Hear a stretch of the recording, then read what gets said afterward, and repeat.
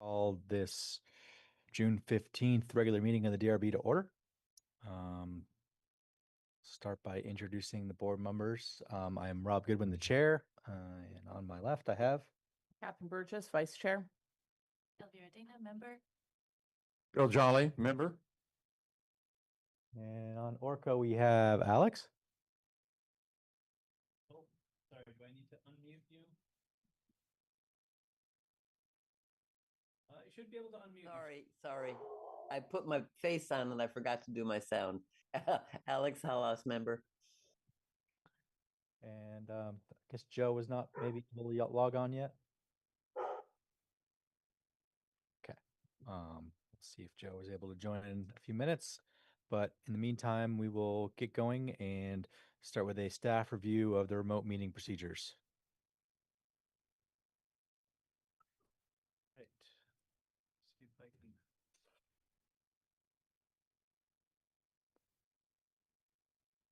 Put up for everybody. So for those viewing this meeting via ORCA Media, you can participate in the DRB meeting via the Zoom platform through either video and or telephone access with the options below. If you have any problems with access, you can email me, Mike Miller at mmiller@montpelier-vt.org. And for participation, for those of you attending via Zoom, turning your video on is optional. For everyone attending, if you wish to speak, please raise your hand and the chair or I will unmute you or have you recognized.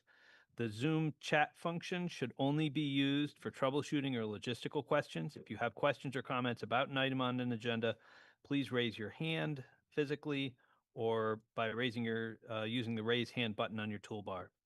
For those of you on a phone, you can press *9 to do so, or state your name if you are unmuted and wait until the chair recognizes you. Once the chair has recognized someone to participate, please make sure to provide your full name and address for the record. We ask that anyone commenting please aim to keep initial comments to 2 minutes. The chair may grant additional time for speakers who have follow-up questions or comments. In the event the public is unable to access this meeting, it will be continued to a time and place certain. And I'll now hand the meeting back over to the chair. Thank you, Mike. May I have a motion to approve the agenda? I'll move to approve the agenda. Second. Motion by Catherine, second by Elvira. All those in favor say aye. Aye. Aye. Have an agenda for this evening. Okay, I just want to send an apology for everybody. Obviously, there was a event at the last meeting out of our hands. Well, at the last meeting, 2 meetings ago, but related to the applications we had tonight, a rare event of a fire drill in City Hall about maybe 10 minutes before we were about to wrap up. Definitely a first for everyone in this room. We spent some time navigating the best course forward.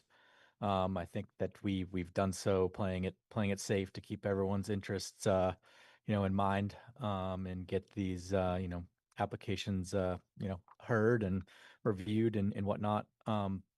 Mike, did you have any notes on the technicalities around that, or shall I? Nope, I think everything is squared away. As far as when I checked with Meredith, everything seemed like it was all good. So, what we've decided is, we rewarned the both hearings, 48 Northfield Street and 64, Northfield Street, the applications on the agenda for that meeting. We've determined that the information that was gathered and put on the record for the 48 Northfield Street application that we did partially review, is still good. And so we will, open this meeting by merely just continuing that. I would say that since everyone was sworn in and the hearing is still open, we don't need to do that again. Mikey, would you agree with that? Yes, but anyone new who was not sworn in at the last meeting will Okay. need to be sworn in for this one. Any questions for any members of the board at this time? Alrighty. So, Jacob, if you want to come up and Thanks for having me again. Such an interesting project. We're gonna hear it twice. Before we get started, so Jacob has, already sworn in, this 48 Northfield Street application is still effectively, public hearing is open. Or we are effectively reopening it, at this time. Is anybody here that wants to speak that was not sworn in, at the previous meeting on this application? Previous DRB meeting on this application? Okay. So I guess given that we've already, in the record had a update for staff, we've already had some board questions. I guess we'll start by just turning it over to you, Jacob. Just any new information you have to present this evening or that's been presented you wish to summarize or whatnot. Not at this time, no. Okay.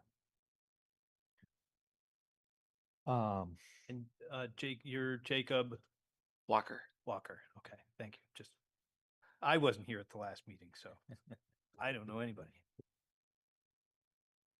Wonderful. Okay. So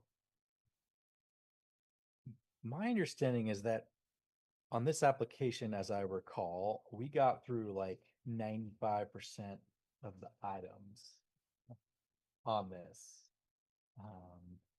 So I think, as I recall before the fire drill,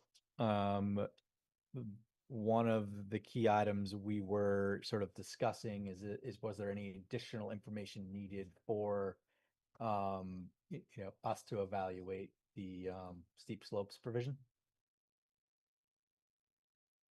Does that make sense? Yeah.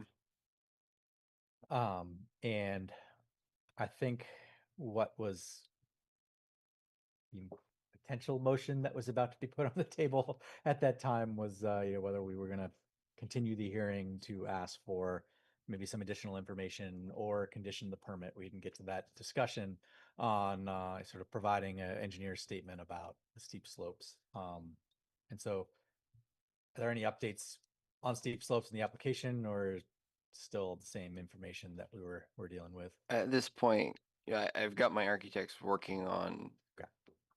plans, but I want to figure out where we're at. At this point Okay. in the zoning permit process, we're looking at, let's figure out where we're at.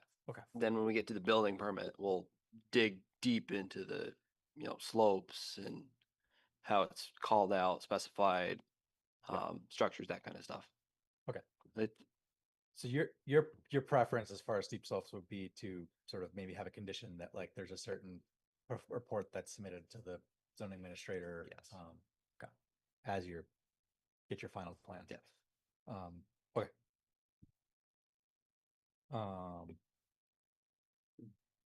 Rob, can I ask you a question? Yes. Just to clarify things, I wasn't here for the last one, but did we end on the engineering plan being a condition that is going to be provided?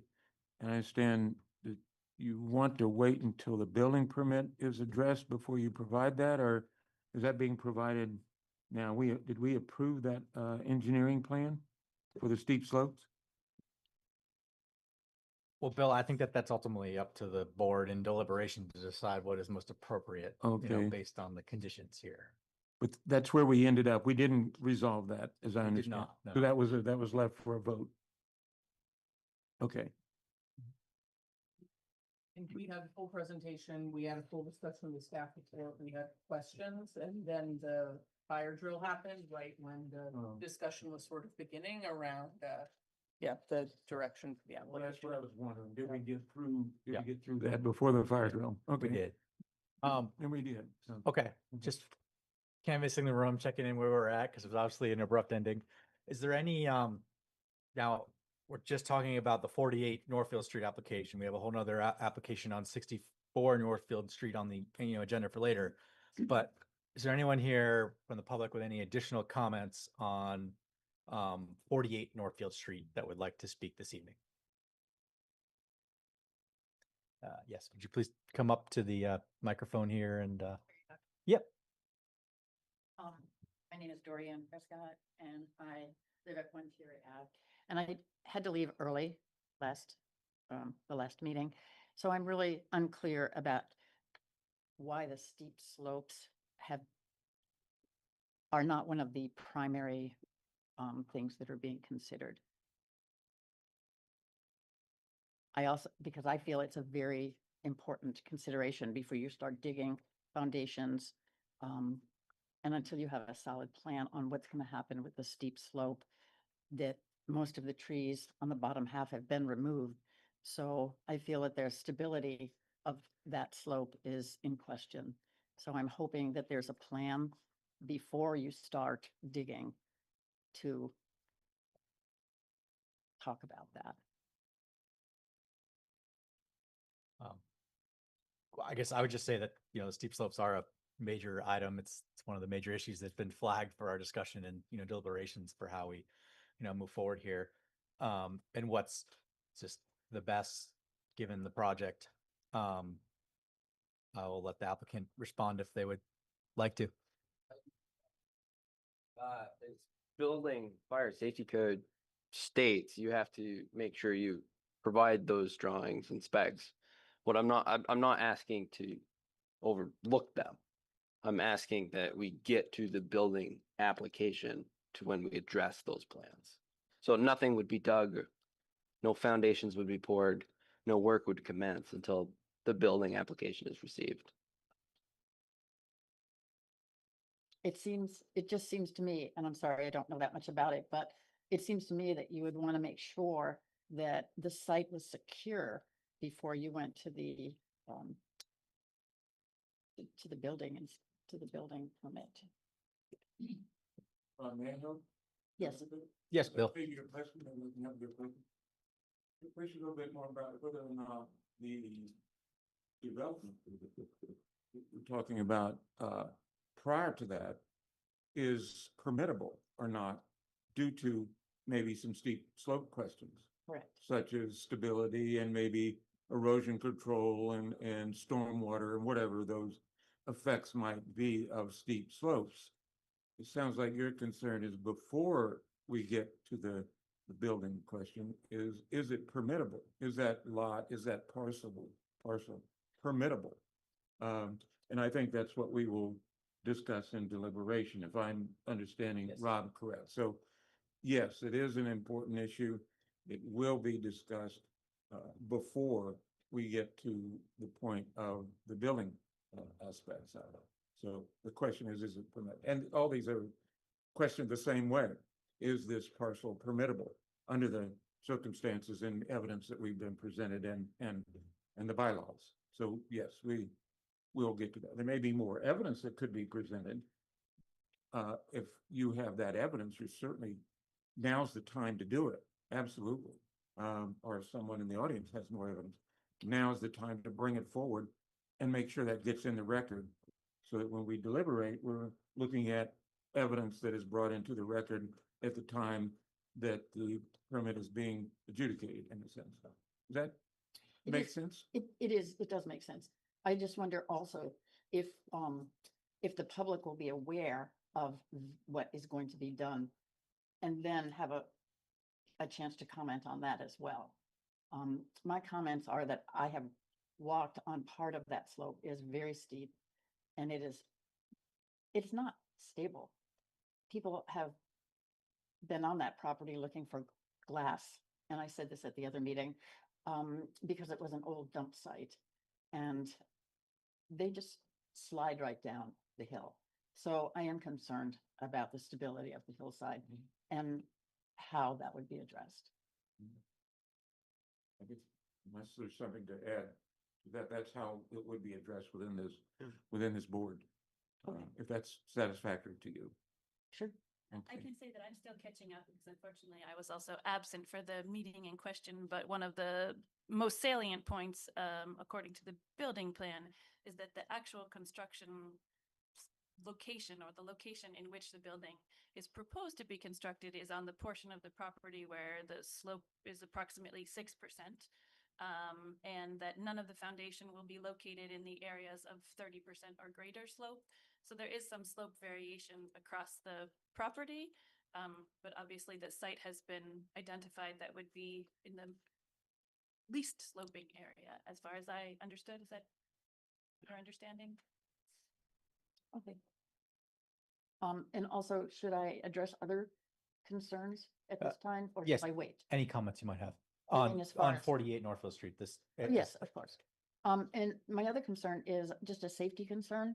I think that there's not a sidewalk, and there's not a proposed sidewalk in front of this building. And my understanding is the driveway will be at the bottom end and the crosswalk is at the top. And there's no sidewalk for these folks to walk on. And how are they supposed to get safely across Northfield Street? The building is very close to the road and also very close to the hillside. So I'm really concerned about the safety, for the fact that there's no sidewalk for these people. I think that should be something that should be included. And I mean, another thing in the winter, snow removal, where are you gonna put the snow? That's a concern for 12 parking spaces. And then how are the folks gonna get to the sidewalk or to the light to cross the street? Or just, I mean, I also have a concern, has there been a traffic survey at all? Northfield Street's very busy, especially at certain times of the day. Like when school is getting out and school is getting in. The traffic coming from National Life at that time, at 2 different times, it's pretty intense. And it's a busy street anyway. So I do feel that there should be a sidewalk put in for access to a safe place to cross the street. And those are some of my concerns. All right. I have others, but those are most of the Okay. the most important ones. No, thank you very much. Is there anything else, others for 48 Northfield Street you would like to?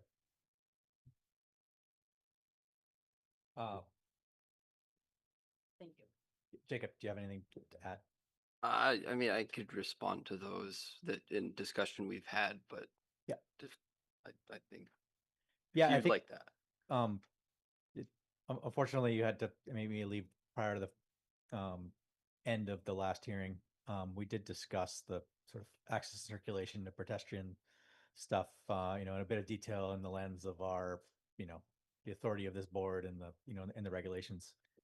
And I think another area that's been flagged based on what's been presented for our discussions as to like whether there are some conditions or whether or not in approval, or if that's the way the board decides to go.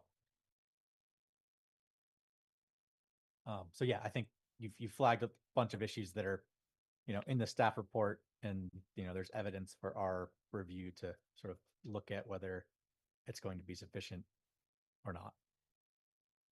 And should I stand here? Go ahead. Yeah. I guess my concern is, is the public involved in this decision at all, or is it simply the board members? I just wonder if you're not familiar with it.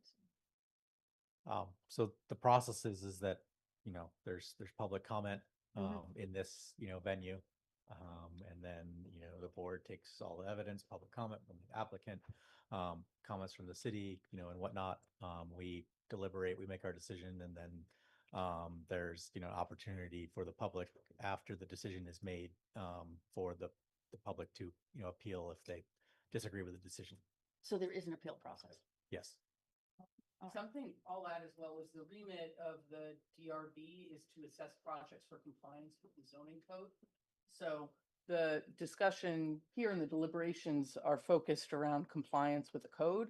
And and I mean, Mike Miller is here, sorry to put you on the spot, to speak about opportunities for public engagement on zoning. So when there is revisions to zoning, there is a public process. So the idea is that the zoning regulations stand for all the projects. They reflect the, values and priorities of Montpelier. And then the projects, move forward more efficiently because they're in alignment with zoning as opposed to a project by project basis with a discretionary group.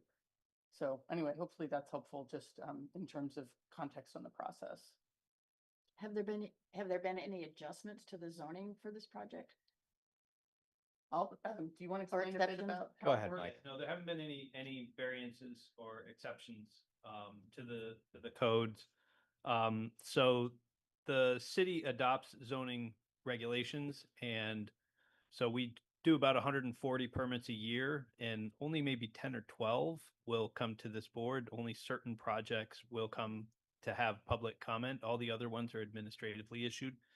And the ones that come to this board are ones that are going to have certain requirements. In this case, I believe this one is a major site plan, and that's why it's at the board. So we're looking at a number of standards that have been outlined from the steep slopes, but outdoor lighting, landscaping, all of these types of requirements that in the public session, we can take comment from the public in case there are things that the zoning administrator is not aware of or board members are not aware of. It's an opportunity for the public to point out, I don't know if you know this, but X, Y, and Z, and we get an opportunity to then follow up on that additional information. So that's a little bit of the difference. In this case, there have been no requests from the applicant to have the zoning regulations changed. We usually do an amendment to the zoning about once a year. But there hasn't been any change to that have been requested or made to make this project happen. They're simply here to meet the rules as they're written. Okay, thank you. I would also give kudos to the city for updating the website. You can find records of all permits that have been issued, whether administratively, meaning the Development Review Board was not involved in their approval, or through the Development Review Board on the website. If you navigate to the Planning and Community Development section of the website, there is a permit history search, and you can view any of the permits that have been issued for the city. And I have been to the website. It's for someone who's not used to all of this. It's very confusing. It's a lot. It's not simple to follow. We are working on that. Okay. We have some new It's better, younger though. faces I mean, who I'm are. just saying, you know, I'm not Yeah. familiar with Um, it, so Yeah. it's but pretty difficult to. You make sure either at the last navigate. meeting or this one that your information's on the sign-in sheet so that you do get a copy and notice of the decision when it is made. Okay. Because you'll get direct notice of that I because you issued comments here tonight. Thank you.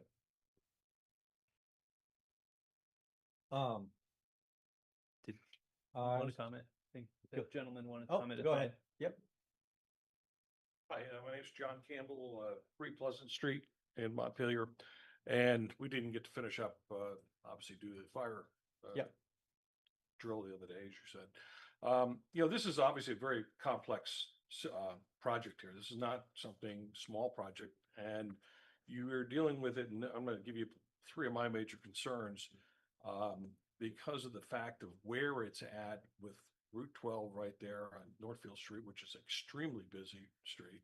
The slope issue, which we've discussed, and one of the questions I guess I have is whether there has been a load study done regarding the slope load study, because even though the foundation may not be on the slope itself, the load of that project of the building will be affected. That will affect the slope. So there should be a load study, slope study done. Do you know, has that, because I didn't see anything in the. No, and the board has a well, I'm assuming Jacob, you could answer, but from the application, like, no, that had not been done. But I before think, again, to answer your question, it is important to make sure that the Vermont Fire Code, building code is met. That is part of the building application process. And I think my request to the board is that we get the zoning permit with a conditional to supply that plan as coded. And that's when it would be provided to the town staff in that review of the building permit. It would seem to be getting far down the road before you have something that impacts the whole project. And, you know, that's why I'm really concerned, you know, curious about that actually. Well, so the board has flagged the steep slopes as an item for deliberation as to how we're going to, proceed, with it. Since the public hearing is still open, and if you have more information to provide to help us with that decision, then, I now is the just time. think that it would be beneficial to you all to make your decision, to ask and make sure you request that a slope load study be done. Okay. The other thing is, last hearing, you all granted a parking reduction. These are 14 units, there's potential 14 families that are living there. And you granted a reduction to 12, which brings up two things. Number one, and I think it was said, well, because you're providing bicycle storage and that you hope people will use the bicycles, it kind of, begs the question of, okay, so we want people to walk, we want people to use bicycles, absolutely no question. But if you've been there on that Route 12, there is no sidewalk there. There's a sidewalk across the street. And it's a very dangerous road to be walking across. And the developer said, last week, or the last hearing, that he was not going to put in a sidewalk. So I would ask that you, seriously consider that, because I think that comes into play, and I think it is under your purview to require that, you at the DRB, because of the sections of your regulations. That sort of goes along with the snow removal. Has there actually been a snow removal plan done? Because I didn't see that either. I believe there's an area that's been slated on your site plan for snow removal. Is that correct, Jacob? Yes. I would also like to add, saying it's the second time it's brought up, that there's no crosswalk. I just want to address that DPW has been consulted. They said they will not support a sidewalk there because there's already one 100 feet up the road. And yeah, I think similar to the steep slopes, I mean, the access and circulation the board has discussed, I think we've got some information, we've got some comments from Public Works as to sort of how that fits in and relates to, our approval of this permit, the existing regulations, and whatnot. And the only reason I bring it up is you have 14 families, like I said, they're going to be there. They're going to probably most likely be kids going to be there. And if you've been there, there is just, it'll be hard to actually even pull out with a car, let alone, walking on that road. Sure. So, But I also just want to make clear that, related to the parking, we have not made any decisions yet on this permit. We have discussed, we have, discussed whether more information might be needed to make our decision, but there's been no decisions at all made on this application yet. okay, so the parking issue is still on the table, as you would Yes. say. Yes. And the only other thing is, again, the snow storage. You got to have a plan to figure out how you're going to do it, because you can't, if you can't clear that out, the only other way is to do it is pushing it to one side, which is going to end up with a view site issue, or violating the setbacks, the 15-foot setback. So I don't know if you all deal with that. Yes, so the snow storage is a requirement of major site plan, I believe, and an area on their site plan has been designated for snow storage. Okay, that's, I guess, all and also just having the record reflect of my status as an interested person in case this has to be appealed. Yeah, did you get a chance to sign in on the? Yes. Okay. I did. Thank you very much.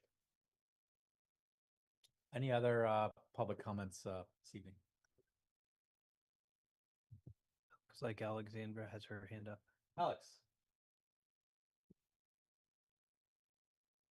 Thanks. I just wanted to reply to the last speaker and to note that the plan is for one-bedroom apartments. So they're unlikely to be large family units in this building, just as a matter of fact.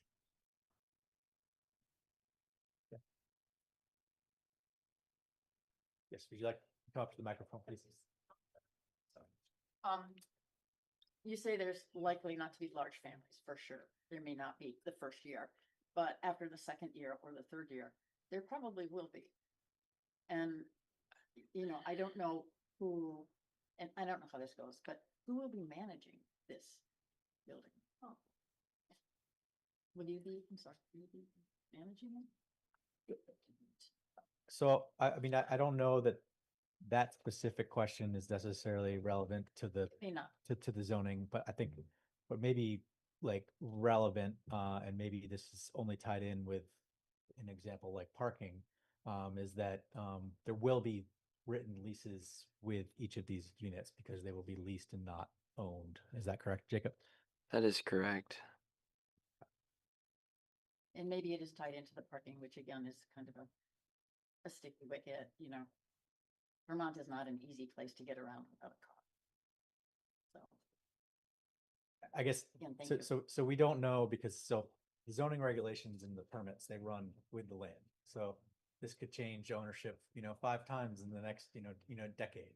But the structure that the setup is that of the people living there, there's a written agreement there to make sure that that written lease agreement, is, an aid in making sure that, are you leasing an apartment that has a parking space? Are you leasing an apartment that doesn't have a, parking space? And it's like part of that agreement at which any provisions put down from this board as it relates to the individual use, can be, implemented.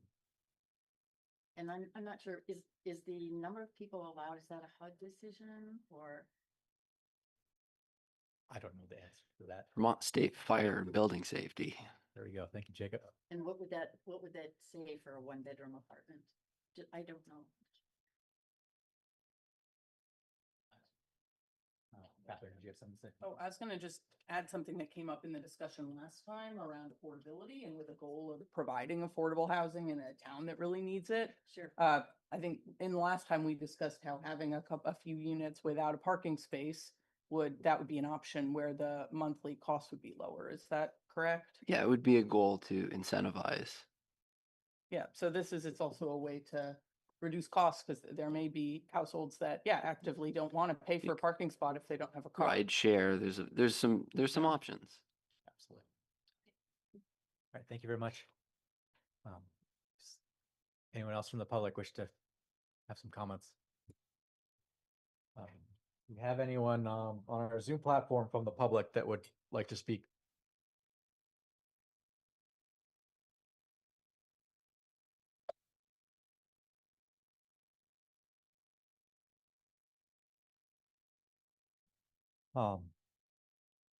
So, how would the board like to proceed here? My suggestion is that I think we have a good deal of evidence to review. Would suggest that we do that in a deliberative session, given the complexities of it. We do not have to do that right now. We can kind of do that at the end of the meeting this evening. That's correct, Mike, right? Yeah, you can do deliberative at any time after. I would suggest not closing the hearing yet.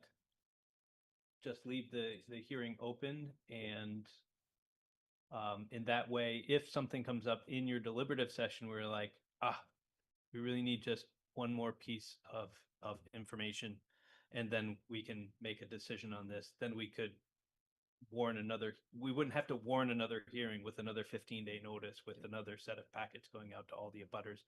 We would just send out, we would continue the hearing. We would come out of deliberative session back into open session, and then we would say we're going to contact Jacob and have him give us additional information.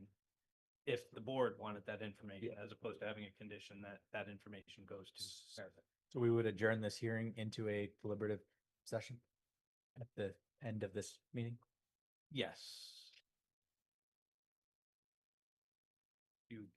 Just keep the hearing open at this time until you're done with your deliberative session, and then at that point, close the hearing.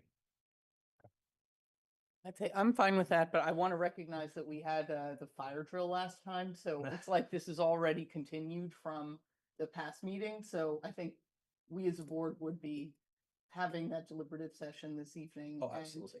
And coming out of the deliberative session with a decision this evening. Absolutely. Yeah, because it's already been held up. Absolutely. I agree. That's the goal for sure. I also support the open hearing as well. It's not Um, closing the hearing. Yeah. As Mike suggested.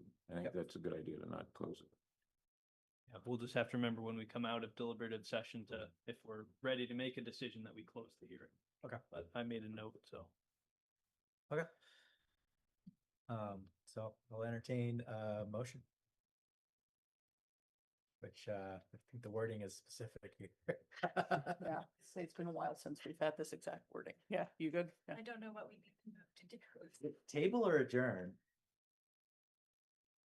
Tabling the item, or are we? I think you'd be tabling the item till The end of this meeting. the end of this meeting. And I don't know if we need to go.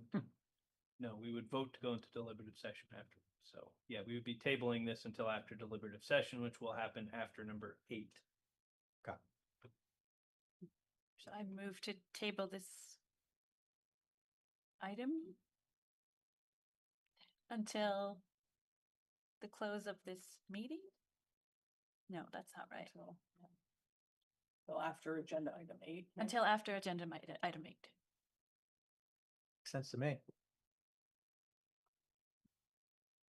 Yeah, I'm happy to second that. All right, we have a motion to table the discussion on the 48 Northfield Street application until after item number 8, and a second by Catherine. After 8, we will take this up in deliberative session for a discussion and hopefully a decision thereafter this evening. Board members, we'll just might as well do a roll call vote just to be safe. Bill, how do you vote? Yes, I think I understood it clearly. Yes, I would say so. Thank you for repeating it. I'm sorry, Elvira, I didn't mean to. Yes? You're right. Elvira, yes? Yes, okay, sure. Then I- Elvira, yes. Catherine? Yes. Alex? Yes. Rob, the chair votes yes. That will be a 1, 2, 3, 5. 5. Okay. So, we will move on to the next orders of business, which is the 64 Northfield Street application. And Jacob, you can stay right there. And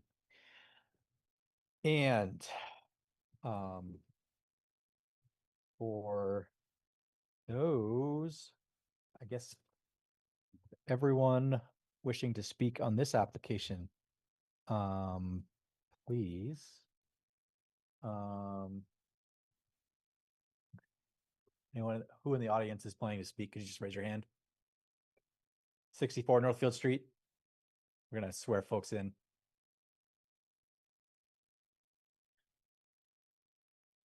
Nobody else? Is nobody here to speak on 64 Northfield Street? I mean, yeah, you are, Jacob. I'm just making sure we don't want to do this twice. Anyone on the Zoom platform wishing to speak on 64 Northfield Street?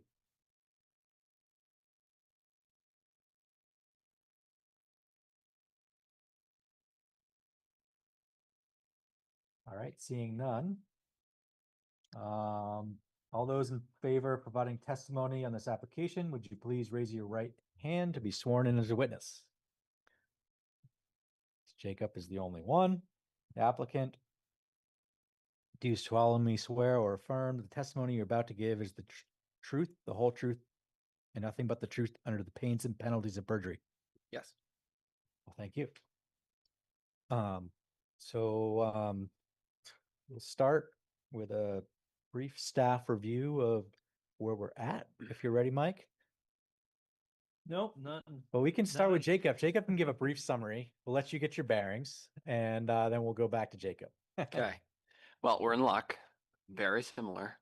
So what we're looking at is a 14-unit single-family apartment building, 3 stories, located slightly up the road from 48 Northfield Street. It would feature the same design, very similar. The difference is it's turned 90 degrees to accommodate the lot. It would be 100% affordable, and it features the same parking request to go to 12 units from 14.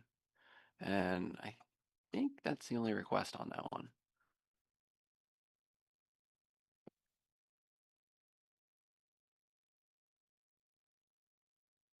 Just take a scan here.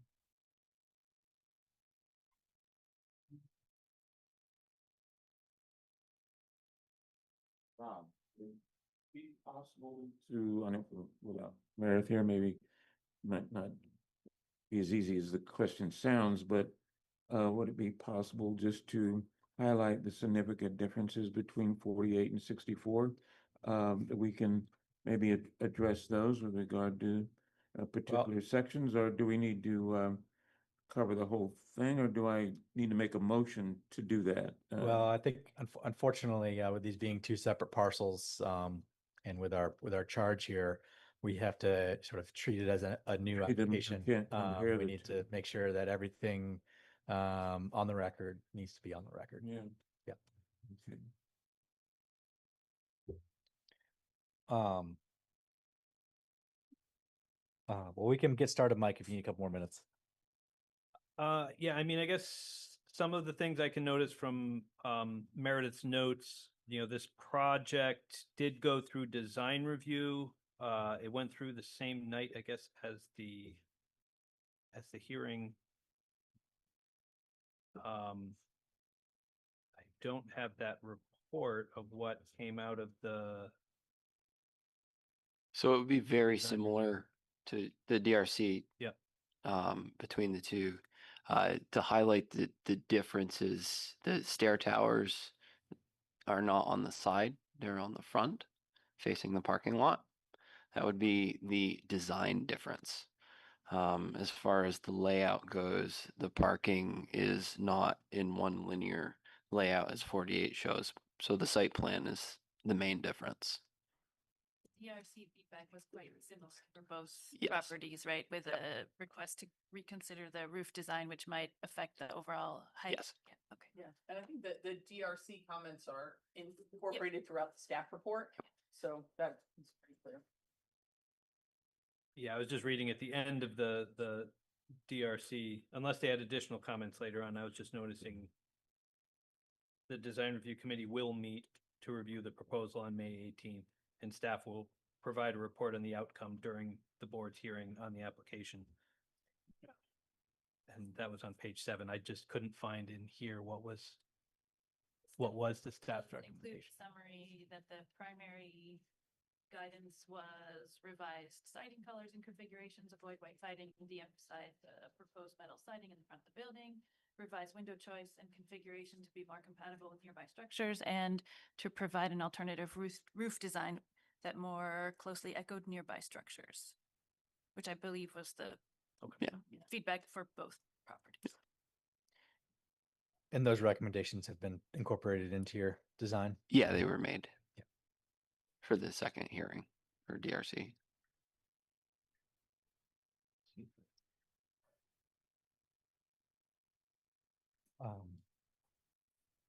Does the board feel they needed any additional information than what the DRC provided in the recommendations? It's pretty clear. Yeah, there were photos too of the, roof comparators. So, Nice.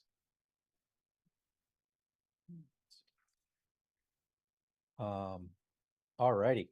So for this application, the board, I think, is we're experimenting a little bit of a new process to distribute the workload across all of the members, which I think is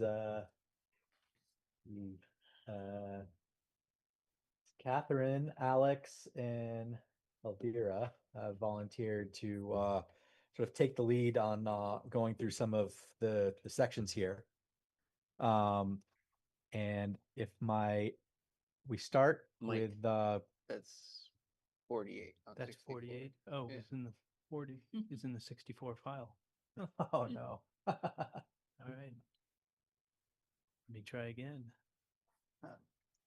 Rob, if you don't mind, since people who haven't come to a meeting before, the process changes that for the chair, you have this role of facilitating, and especially when there are a lot of members of the public and people online, like a lot goes into the facilitation. And in the past, Rob would also often lead the commentary through the staff report, so it's a lot on one person, and we're grateful you were willing to do it for a while, but now we're trying a new approach where we've officially divvied up the sections of the reports, but please bear with us if we're a little disjointed, because we've gotten, it was so smooth when we could turn to Rob. I'm glad you say that. It didn't feel smooth. Um, so, yeah, so the first item flagged in the staff report, is our zoning, overlay districts. And Elvira has volunteered to take the lead on this one, which is super easy because it is not relevant in this proposal, per my understanding. and it's not relevant because what, the design review has exhausted this portion of it, or It's because the property does not fall within the design review district. Interesting. And this is also in line with the staff report that suggests that under, let's see,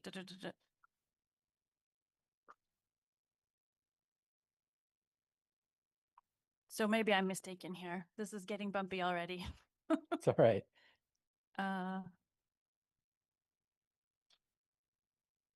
But I thought it was in the design review. So this may be my challenge of trying to work from the paper map and failing to view it properly. I apologize in advance if I've then glossed over it.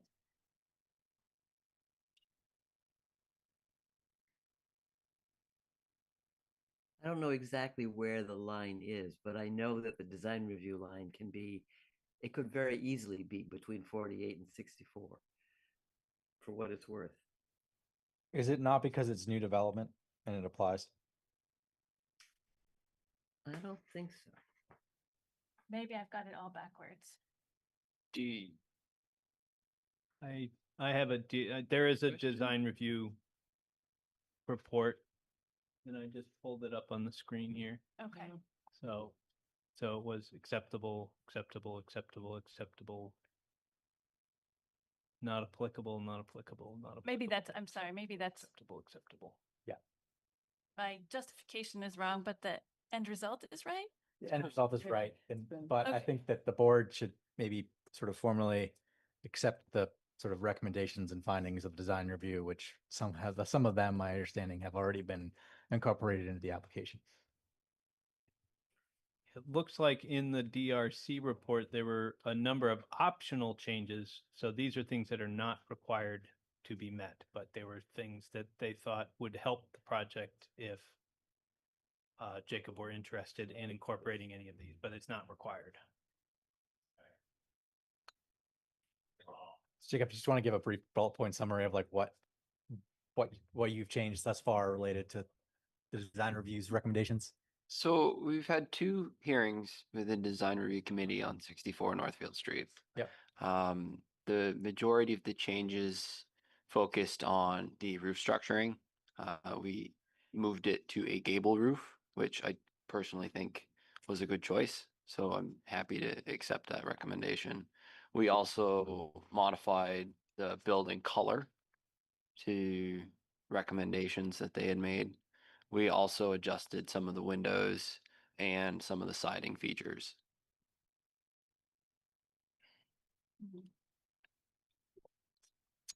Um,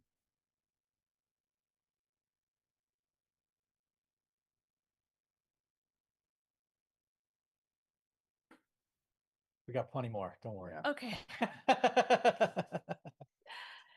That's a tough one. This is a tough one.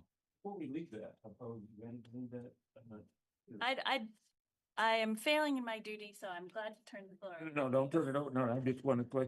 I'm just looking at what's in the staff report, and it seems like they have said there are some issues that can be addressed, but they're yet to be addressed. The meeting on the 18th was to address those. And of course, we never got to 64, so they never were addressed. So I imagine those are pending this discussion. And I thought we should go through those. No? I'm on page, Well, 7.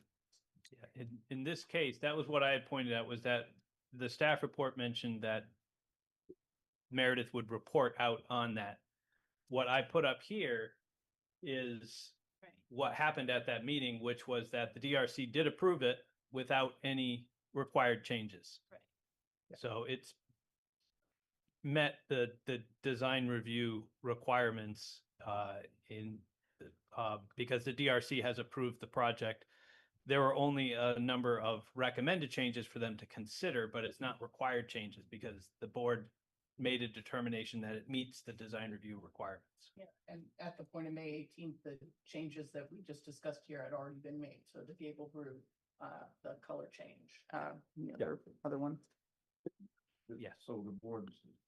Okay, well, my understanding was that the DRC's ruling are overrulable. I mean, the board can overrule the DRC if they so choose. yes. And I don't know whether we got to that point or not. So you're saying we did approve in deliberation the DRC's ruling that is now, I guess, up on the screen.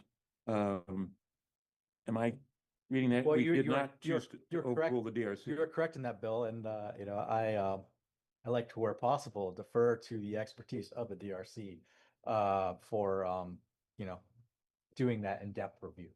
And if we were, the DRC at this point doesn't have any sort of recommended changes, or I guess required changes to make. They have some recommended changes, and this, we can decide whether we would like to turn any of those recommended changes into required if we so feel it is necessary to meet the zoning. But we can also leave those as they are right now as merely just recommendations and not requirements and conditions of the permit. So we will address that in deliberation then, sounds like. Um, Oh, okay, that's fine. we could, yes. If that could be printed, I mean, if we could get, I just hadn't seen a copy of that. I didn't bring a computer with me, so that's not in her staff report, I don't believe. At least the one I got most recently. That's okay. We'll not go to side effect on that. I just want to make sure I'm able to read it so I'm informed on the deliberation vote. That's all. Absolutely. Yeah, thanks. Okay. Mike, if you have a way to do that, that'd be great. Otherwise, I can borrow it from Elvira, Um, I guess. Anyway. okay. That's the DRC. That's my point on the DRC. I think that buttons up 2201, does it not?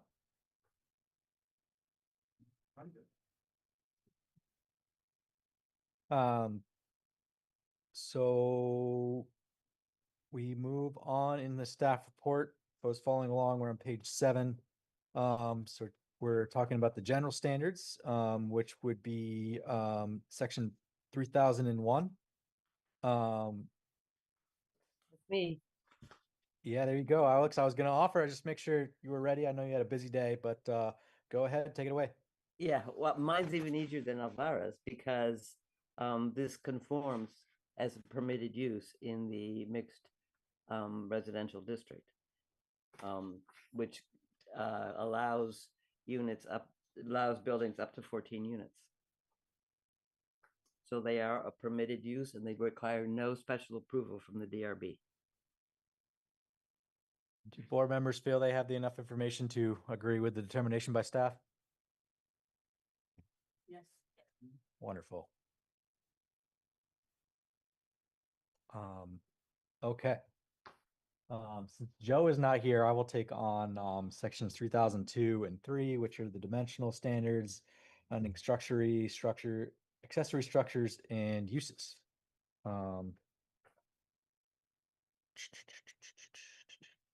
Which I may have been looking at the wrong page here. Page Page 8. Yeah.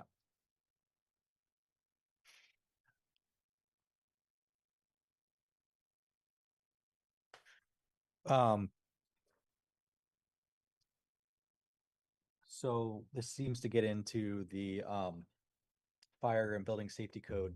So Jacob, could you bring us up to speed on what you're grappling with here?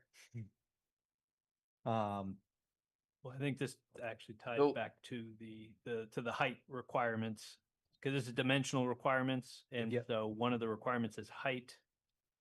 And so, under the new Vermont law that was passed a few years ago, 3 years ago, it states that any affordable housing project can Right. exceed the height limits, that's provided it meets all the Vermont fire and building safety codes, which it obviously Right. will have to do.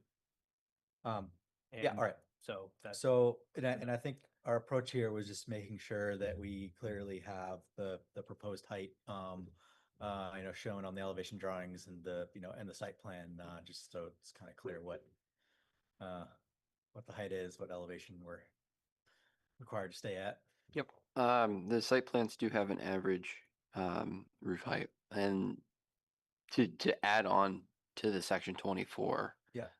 that permits an extra floor of height, Right. we're looking at max 3 feet over the cutoff. Right. Okay.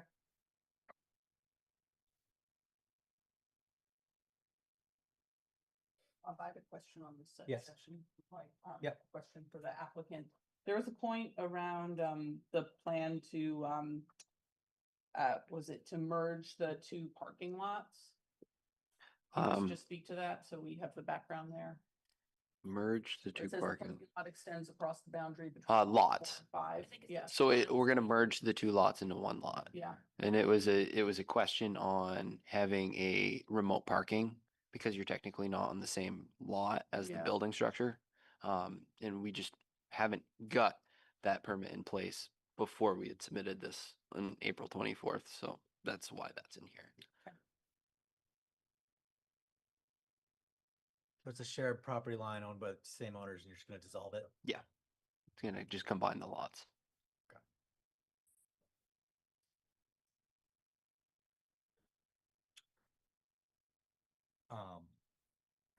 No, that's something you can flag, Mike, because it seems like Should be a we may requirement have of to the permit. condition the permit to Yeah. make sure that that other. I think that's suggested in the staff Yeah. report. Yeah. That within 2 years of issuance, those lots be merged. If I can find it. It Somewhere. is. Yeah. Yeah, Within and it's 2 worth- years, apply for boundary line adjustment. It's worth noting that that's process is already underway. Okay, great. Great. And the 2 years is just the standard run on the permit. So Mhm. and that's why it's 2 years. I assume. All right, so we got the elevation drawings and the site plan, like updates. I think we're good there. And I think the board would agree that the dimensional standards for the project comply otherwise. Now, there's a note here from staff as we move into section 3007, which relates to steep slopes. We've discussed this some before, that the existence of them was found late in the review process. Jacob, do you think you could sort of maybe identify the areas up here as to where we have steep slopes? Yes, Meredith and I, the identified area is on the top corner of the parking lot by the trash. Okay. So it's the corner of the parking lot that falls into the additional threshold areas, but not the structure itself. No, And do we have an idea of like what type of slopes we're seeing in that area? Percentage wise, do you recall? I don't know off the top of my head, but it gets pretty steep pretty fast. Yeah. Where we're talking of disturbing the material is within that 30 to 35 degree. Okay. And I think that the area is it's between 700 and 900 square feet, I believe.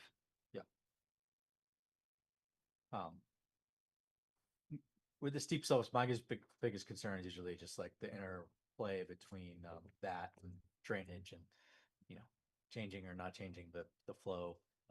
So you gotta give a general idea of the sort of direction the water's flowing and the finished conditions here. It would probably, well, I mean, I can't speak for engineering, but I would assume we'd be running towards some sort of storm drain on the road, as there's an existing drain. And then we would run the water away from the foundation. Okay. So the runoff from the parking lot is generally gonna flow, towards Northfield Street down the page as we're looking at this, into some sort of catchment system. Yeah, as the lot currently exists is a slight slope towards Northfield Street. Okay. All right. I have a question that might be related to this. I'm not sure. May I ask it? Go ahead, Alex. On the materials we got, there's a example of retaining wall materials. And I couldn't find the retaining wall on the site plans. Is there a retaining wall and where is it? No, and the simple answer to this is when I originally submitted the packet, the design was slightly different and required a retaining wall. We Okay, said to change the layout to build the building up a little bit, whereas we were going to split the lots and have there be some sort of step in between the parking and the building. And got now it. we do not have that. Good. So I wasn't nuts. I couldn't. No. I looked at it and I looked at it. I thought, where is that retaining wall? Oh, it's a nice retaining wall. It looked very nice, and the railing that was on the flip side of the page was very nice too. Hmm.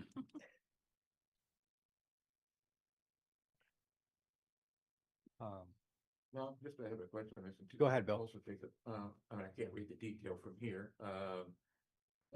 But I assume that big space that's up on the left of the diagram is the slope. Is that right? Yes. Okay, so that's the boundary line is the top line. And, oh, well, sorry, so anyway, the property line is the line on the top right, and then that blank area in there is the slope itself, and then the construction occurs at the left, going to the left. Correct. Just on visual observation, and I know we're not supposed to compare 48 to 64, but if I remember correctly, wasn't that slope mostly ledge? The slope is ledge, yes. Is all ledge. And then, yeah, and that's why we're not. Does that make any difference with regard to how slope, I didn't see it addressed in here, that would make a difference in how steep slopes are handled, whether or not they are, which before was lumber, trees, forest, rocks, whatever. And now this is all solid rock. It's all ledge. Does that have any bearing on whether or not these restrictions apply or not? I don't. Well, I'm just asking that question. Maybe that's a technical question, Bill, I which think we should know. My understanding is that the steep slopes regulation is pretty black and white. If you So were to go out and map it. doesn't matter whether it's dirt or it's rock, ledge or trees. The problem could be the same. So you still have to correct it. But I would imagine correcting it would be blasting on the ledge and taking trees down on 48. I know we're not supposed to compare, sorry, but I don't know that correct is maybe the right terminology. Oh. The regulations simply trigger or don't trigger additional required analysis done by an engineer. okay. And so we have the discretion here, not as much to say whether that analysis occurs or doesn't, but at what point in the process that analysis is required to be. Okay. So if we required stormwater runoff or other effects of steep slopes on dirt, we should also do it on rock as well. We could. Yes. We could. Okay. So that might be part of the discussion. Okay. Yes. Okay. That's good to know. Okay. Thanks. So Yeah, I think that, the staff went to, a lot of detail, like, analyzing, the area of steep slopes that, may be impacted here. I think, the board's probably leaning in the direction of requiring some type of additional information being, provided. We think we may Yeah. deliberate as to sort of like when and in what form that has to be given the situation. I'll move on to 3008, which I believe is also me, which is erosion control. And there is a requirement, provided that the steep slopes numbers are correct, that we do have professionally prepared erosion control, plan.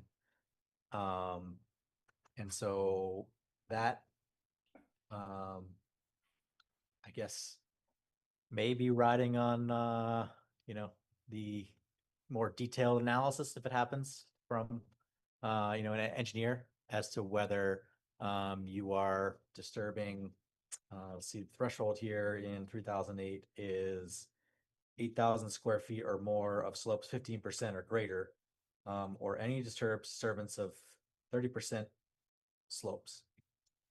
So I guess I'll just throw to everyone's up to speed conceptually. If the, applicant gets a consultant and goes out there and maps this and they don't find any slopes over 30%, that they are disturbing, then it wouldn't apply. Likewise, for if they don't find over 8,000 square feet over 15%, then, it doesn't apply. But if it does, then, that would trigger, some additional analysis. And sort of that's the, Yeah. complication or like the nuance to the Regulation. regulation. Was that? Regulations. Yeah. We don't know as yet whether or not that's 30%. We don't know whether that qualifies. Or do we? Well, we have some information. Oh, we do. We have Indications We know there's areas that are on the greater than property, 30%. that that are are greater than 30%. 30%. the area Area that is affected is the question mark. that's greater than 30%. Yeah. Okay. Okay, good. That's good. That's the question. Well, in the case where the slope is greater than 30%, the area disturbed is irrelevant. Right. Because in that case, should there be any property with a slope of greater than 30%, a professional erosion control plan is required, right? Right. Yeah, I think so.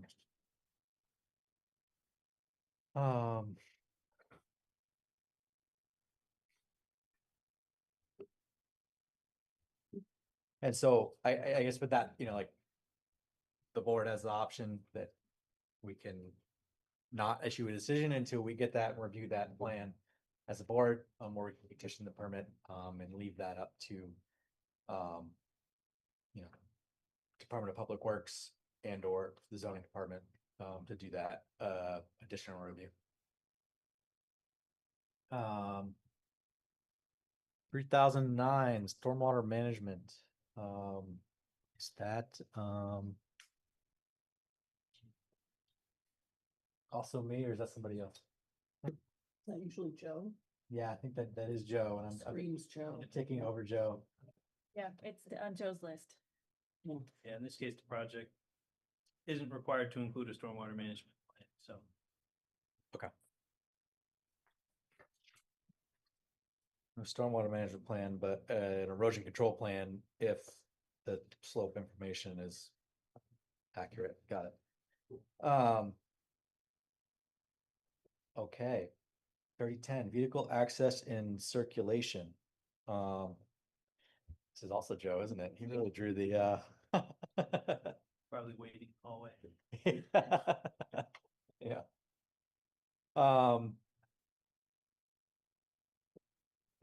So Jacob, do you think you could just talk a little bit about the flow here of what you got for, ingress and egress with parking and coming out of Northfield Street? Yep. So we've got one road access through the driveway in the center of the parking lot that would have parking on either side. And then the access to the building is through two walkways that would go along the stair towers and the front path. And on this one, there is a front sidewalk on either side of our driveway.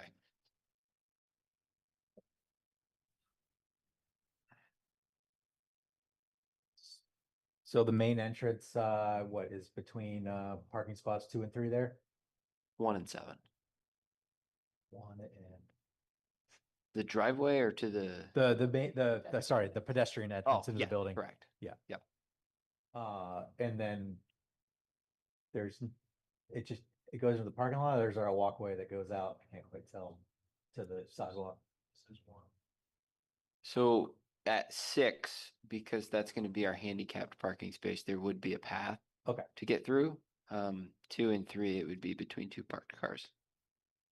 gotcha. Gotcha.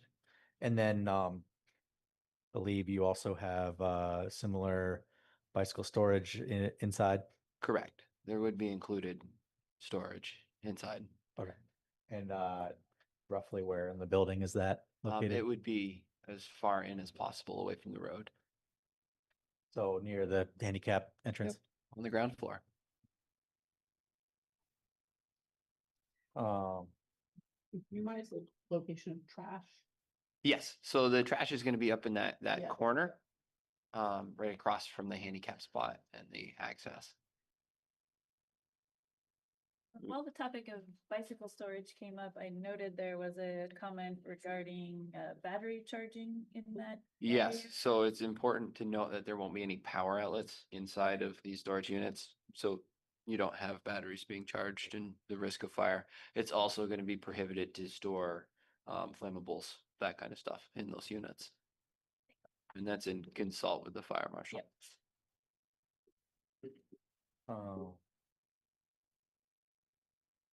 So, I think as discussed, or Jacob brought it up, about the request to, for a waiver, for, the parking requirement, which I believe, this is 2 less spaces.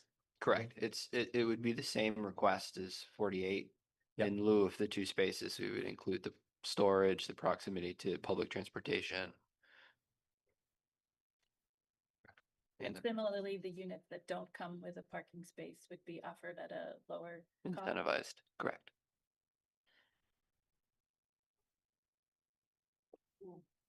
It looked like there was one question in the staff report from DPW around turning radius for spaces 1 and 7. Yes. So yeah, can you talk us through that? That was a discussion they were having with Greniers, the engineers. They haven't, because this is zoning and not the final layout. I think there was some question marks on how exactly it would lay out. And I think that's something that they would work on to fit with the state's requirements. Did you think about just going with 1 less parking space here? It would be nice to have that option.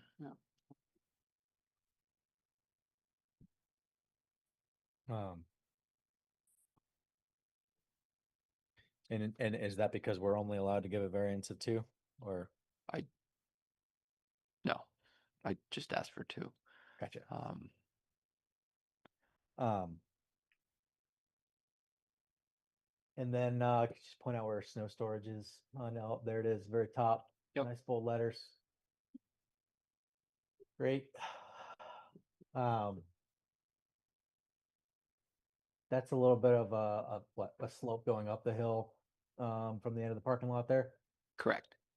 but there's enough, gentleness before it goes straight up to Yeah. fit some snow. There's a pushing zone. Gotcha.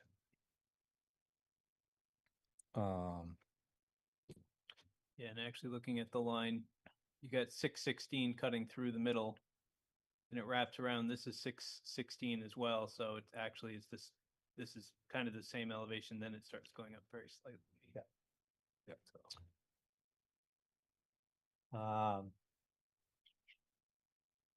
So sorry to jump around a little bit. I was thinking snow storage and drainage. So it appears that we maybe don't have the final, you got a catch basin there on the street, maybe the final layout as to like exactly what You- stuff's draining from the parking lot. Yeah, it would be worked through DPW, and Greniers would have to do some back and forth to finalize. Okay. So there's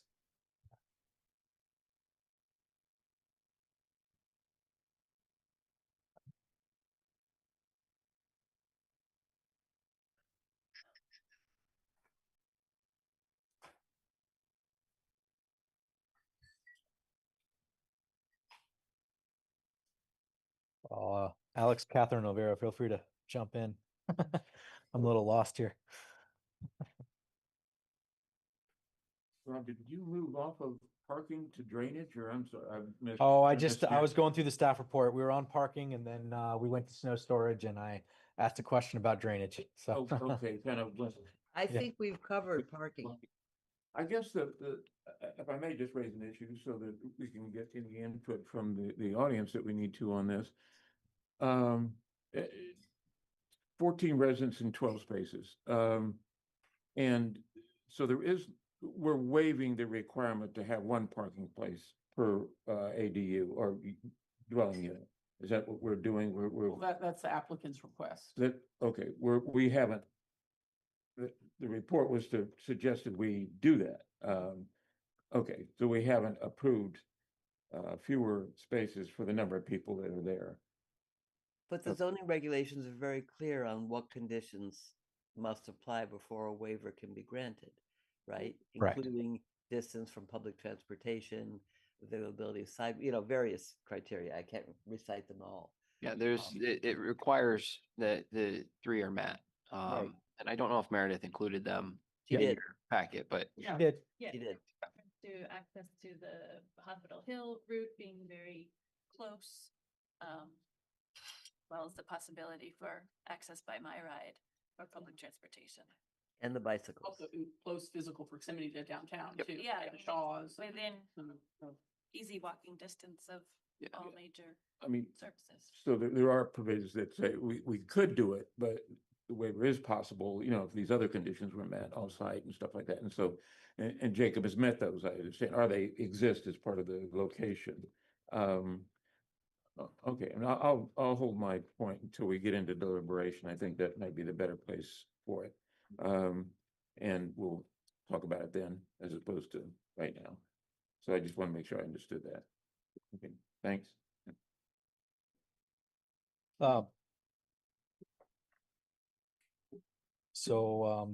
Yeah, I think I'm just moving along. I think we're on 3202, which is bicycles and pedestrian. Bike storage. And I Yeah. think it's quite straightforward. There's internal bike storage provided. This project is a sidewalk as well. So I think it's very clear that it has the bike provisions and it has the good pedestrian activities. So that moves on to street trees. So we will That's call me. I think Alex. So we get to hear from Alex. Um, so the staff recommendations include switching out some of the larger shrubs for smaller street trees. And the classifications are sometimes whether something like a serviceberry is a small shrub or a small street tree, a shrub or a small street tree can get fuzzy. But generally the staff report says there are enough trees. And actually it's the staff report that suggests that the service berries classified as shrubs could be promoted as small trees, and that they would be good on the northern corner of the street frontage instead of smaller shrubs. So I don't think there's a problem with the number of trees. I have another issue that staff report doesn't pick up, and it applies to 48 as well as 64, and that is that many of the trees and shrubs proposed, especially the shrubs, are full sun plants. And it's not exactly a full sun site. So I just wonder, I mean, clearly they were the list was developed with salt tolerance in mind. But would suggest that some shade tolerance be factored in as well in the final choices of the shrubs, if the shrubs are to thrive.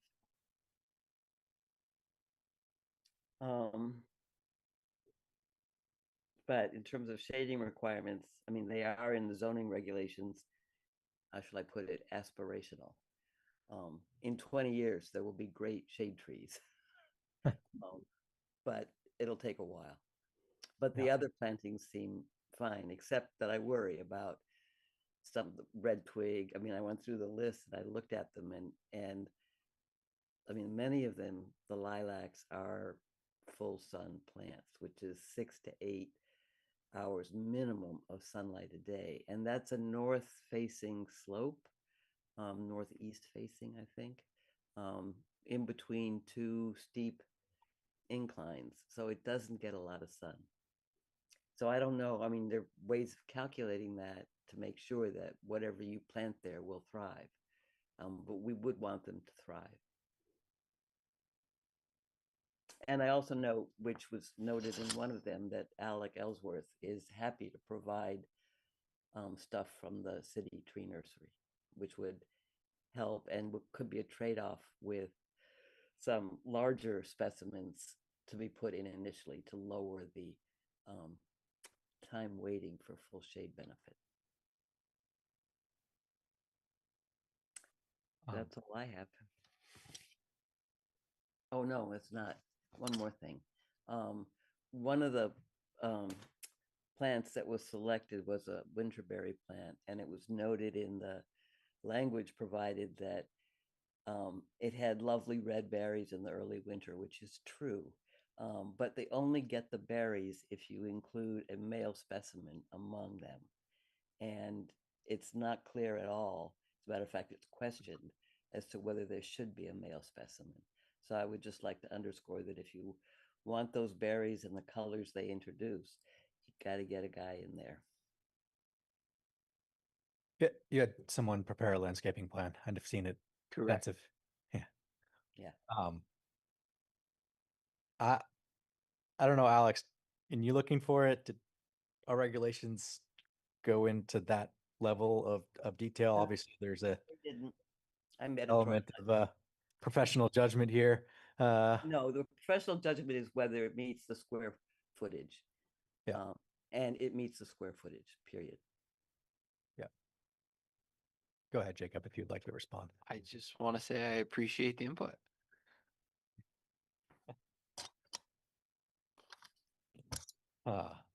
Yeah, thank you, Alex, for that detailed analysis. And I'll just reinforce too that you know, Alec Ellsworth is involved here, and certainly I think proven to have a good track record in the city of providing sound advice. So it's great that he's involved. All righty.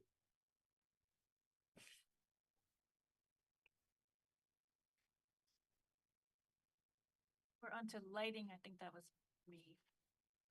No, I'm not sure who is responsible for screening. Let's see. I got the list here.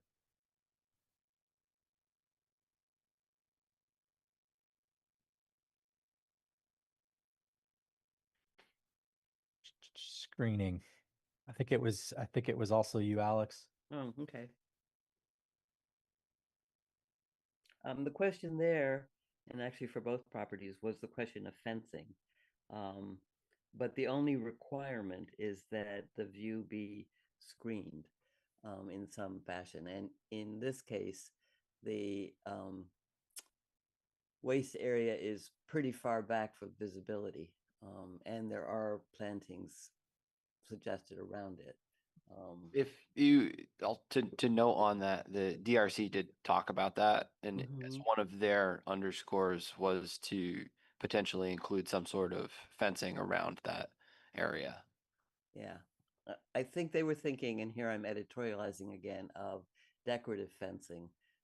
Given the growth in the bear population, you might want chain link. Yeah. Mike, do you have the landscaping plan handy there? I can just pop up just as we're on the topic in case it sparks any more questions.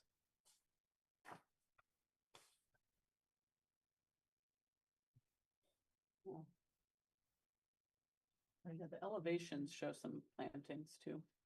Right, along the building, and then there's 3 or 4 fairly large, I think they're probably tujas.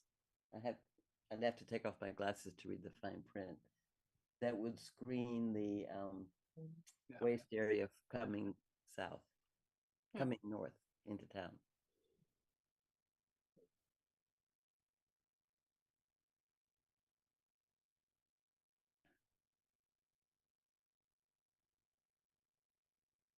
I don't think she included it in hers.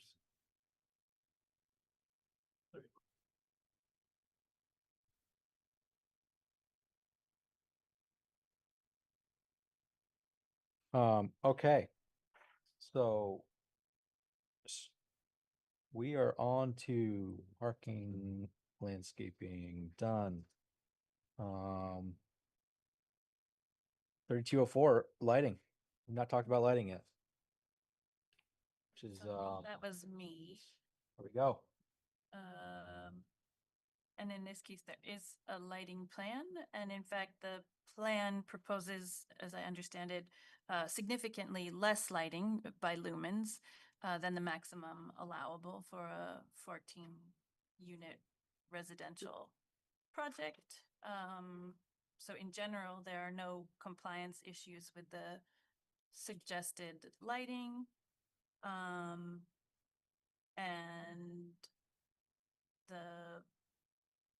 the aiming of the lights is also under consideration, but I believe that they are adequately shielded according to the plan and my understanding.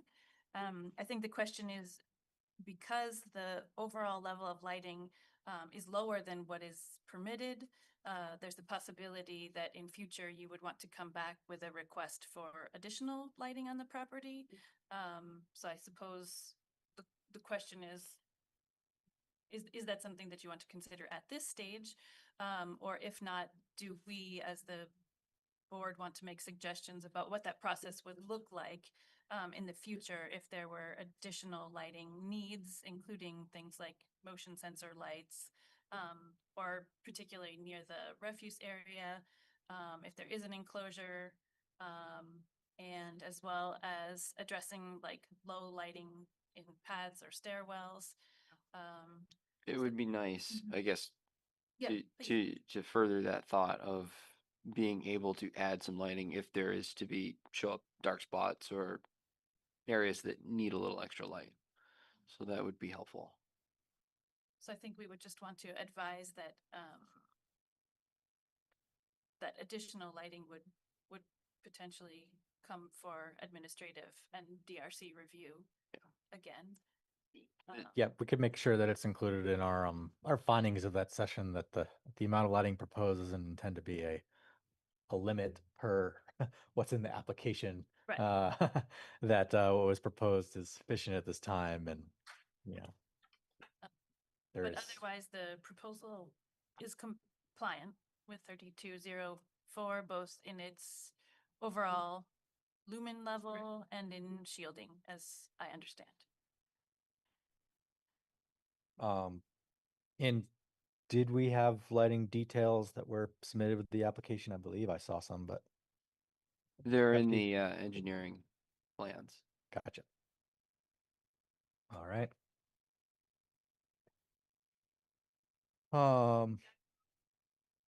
Responsible happily for outdoor seating display or storage, which was not relevant to this proposal. So I'm off the hook there.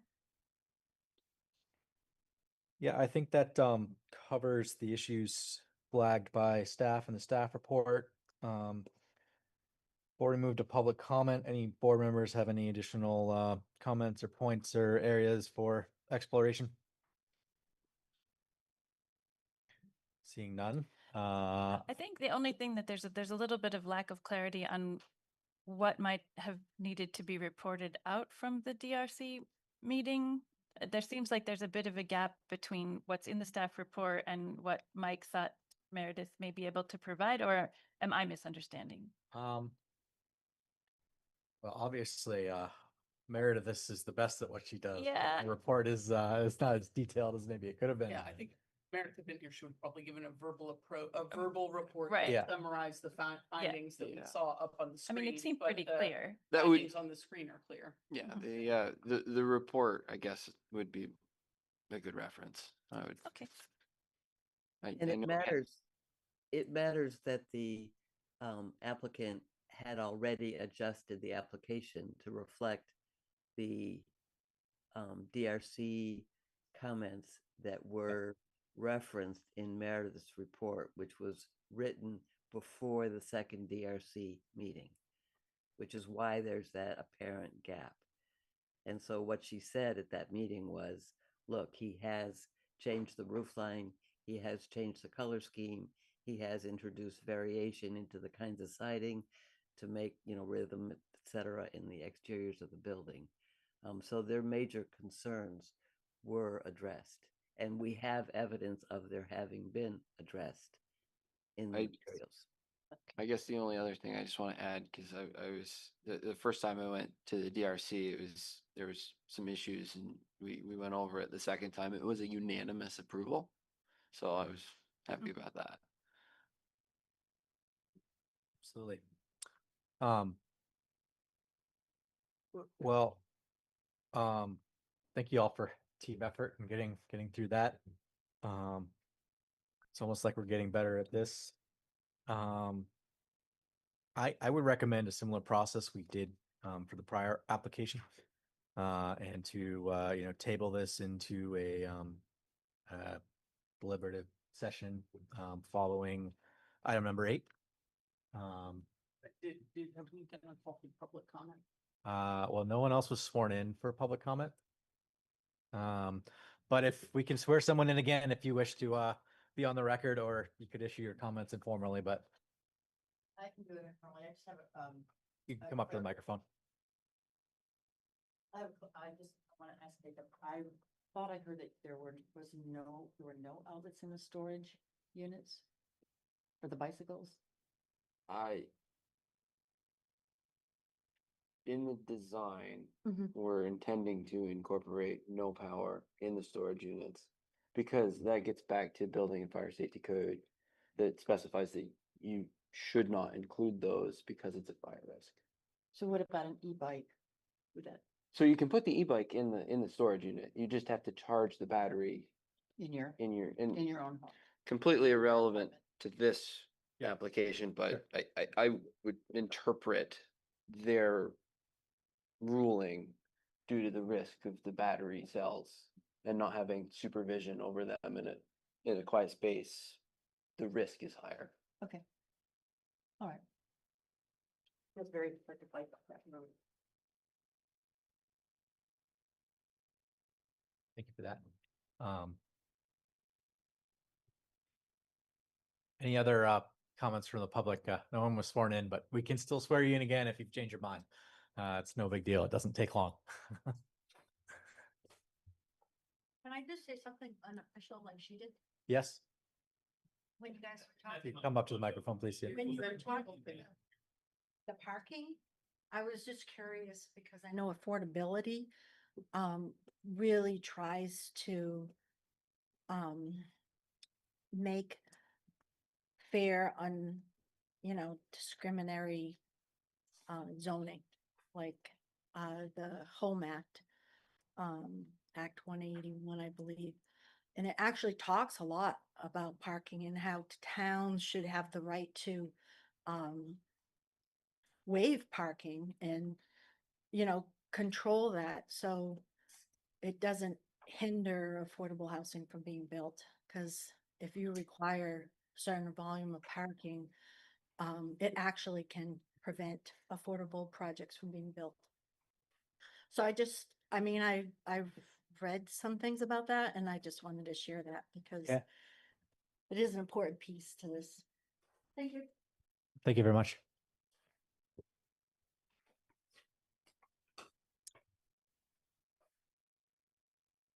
Okay. Seeing no more public comment, formal or informal, I would gladly entertain a motion similar to the previous application. Any board members are ready?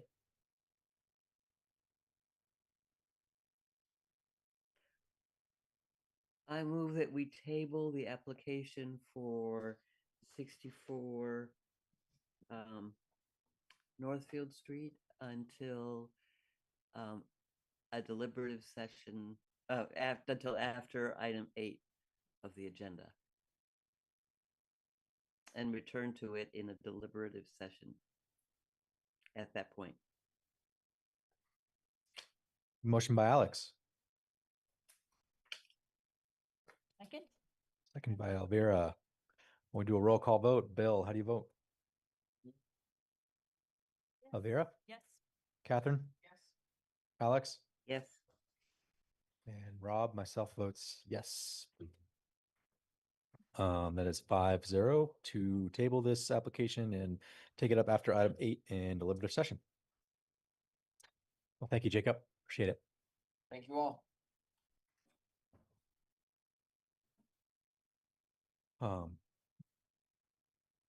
Okay, this moves us on to item number 8, 9 Heaton Street. Do we have a representative for 9 Heaton Street here this evening?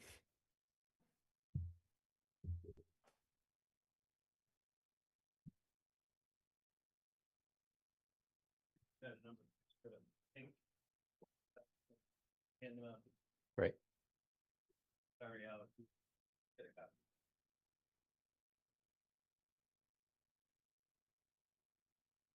Mike is just handing out, I guess, some extra submissions and comments that came in after the notice was sent out. Yes. Okay. Yeah. So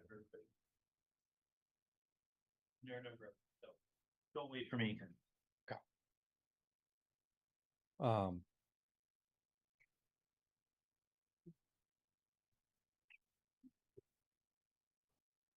so my assumption is both of you are representing Down Street or Washington County Mental Health. Down Street, and then this is architect Dan Wheeler with GBA. Great. You want to just Do you want to do an intro? introduce yourself and then we'll swear you in. Perfect. Nicola Anderson, Director of Real Estate Development for Down Street Housing and Community Development. Great. I'm Dan Wheeler at GBA Architecture. Wonderful. Do we have anyone else here this evening wishing to provide some public comment on this application? Wonderful.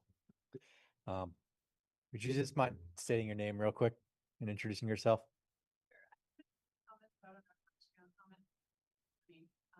Okay, well, all right, thank you. All righty. All those interested in providing testimony on this application, would you please raise your right hand to be sworn as a witness? We have 3. Do we have anyone on the Zoom platform? Seeing none, we have 3 in the room.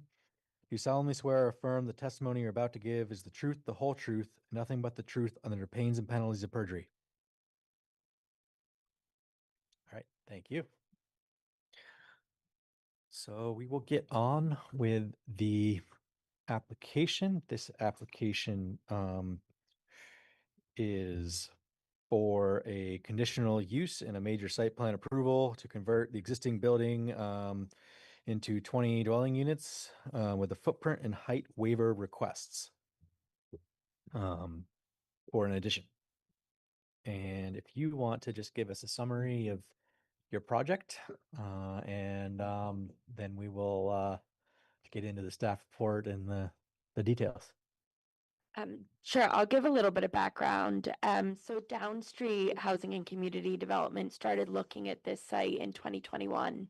Actually, early 2020, Washington County Mental Health reached out to Down Street really to discuss how underutilized their office space was becoming during COVID, and really decided that as direct services, they should be out in the field. And I think, as you may know now, Washington County Mental Health are looking to relocate their services with some other organizations to the Granite Shed down down the hill, I would say. So during those conversations, they reached out to Downstreet, actually in Good Samaritan Haven as well, and we looked at different options. Downstreet actually started pursuing looking at permanent supportive housing for this location, which would have included on-site services, 24-hour services, for those that are previously unhoused. And we were actually mostly funded for that project. But in the new federal administration, we got stripped of $4 million. So at that point, Downstreet went back to the table. Just to point out, our partner throughout this has been Gossens Bachman's Architecture, who used to have their main office here in Montpelier. Dan's actually a resident of Montpelier. But through this, Downstreet, when we were stripped of that federal funding, the project kind of was put on hold, and we were just really looking and determining what else could be feasible at this site. So this building is 50 to 55 office spaces and can be utilized as that. But Washington County Mental Health really were very mission focused and felt really strongly about providing housing at these units if possible. So Downstreet continued to look at these options for the building. We were really fortunate to secure $5.7 million in the CDBG disaster recovery funding last November for this site. So with that, it was for 20 units of housing. For studio 1 and 2 bedroom units, we're pretty restricted to the sizes of the units, just as this is a historic building. It was a nurse's dormitory. We're restricted with federal historic tax credits for the hallway. So they're in the smaller size units. But we've also, with this, gotten market studies with our funding. And it's been really eye-opening, the market studies. Well, it's not eye-opening. I think we're very much aware, but even affordable rents are not affordable, which we know, but we have documentation that says that. So our goal here is, with a restricted of hallways and the size of units, to have some smaller size units and also be able to make that affordable rents as well. So that is just something about where we're at in this project so far. The only big change to the exterior of the building is adding an elevator to make this building accessible. All of the units will be visitable and adaptable. We will be creating a dumpster enclosure. Right now, the dumpster is just open. Right now, due to the funding of Washington County Mental Health Services, people cannot smoke on the property, so they actually are restricted to smoke on the street.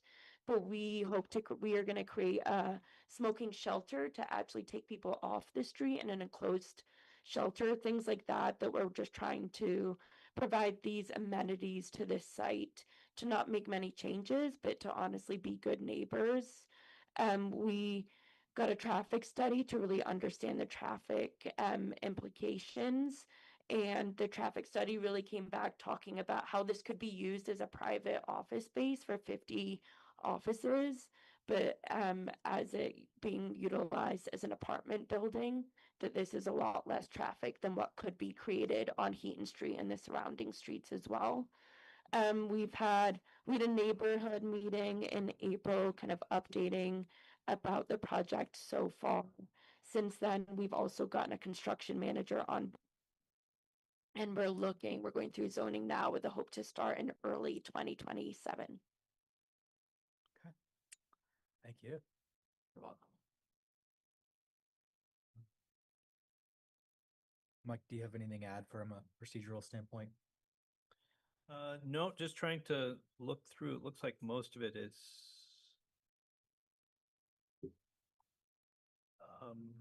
pretty straightforward from what Meredith has put together. And apologies to members of the public who don't know, Meredith was supposed to be here tonight and was viciously attacked by a piece of office furniture Um, and therefore is getting stitches. So eh. I am not familiar with the application, So, so just to review here, we've got, conditional use, major site plan, and, footprint and height waiver requests. Those are the key things which the board is going to, take on this evening. And, similar to what we did on the prior application, I think we'll try round two of breaking this up into, some sections. It cruising through the staff report here, just make sure we get the major items. I think we start with the dimensional standards, which I believe that's Catherine, right? Oh, yeah. I think I was, I'll go for it, but I thought I was. No, sorry. Accessibility, Dimensional standards. accessory structure. Dimensional standards is Joe. So Happy to tag team that with you. okay, but yeah. let's work through it together. Yeah. So, are you prepared to maybe talk a little bit about your footprint waiver and kind of give us a summary of what you're looking at? Sure. I mean, I think Meredith spelled it out pretty well, probably better than I ever could, as she often does. But essentially, the existing building already exceeds the footprint maximum. And then with the required stair tower and elevator and entry, then this project would be adding 400 or so square feet, 490 square feet to the footprint, for a total of 4,305 square feet. So, just given that the existing building already exceeds the footprint maximum, and really in order to get, for life safety, there's really no other option. We looked at other options of placing new egress stair and elevator within the building, which obviously sacrifices space, but also compromise kind of the historic nature of it too. So we went through a bunch of different scenarios with the historic preservation consultant, and this was really we went through many options, and this was kind of the spot that made sense and makes sense for flow for pedestrians. It's near the ADA accessible parking spots. The entry is so. This is where it's landed. So essentially that adds a 490 square feet on top of the already exceeding footprint.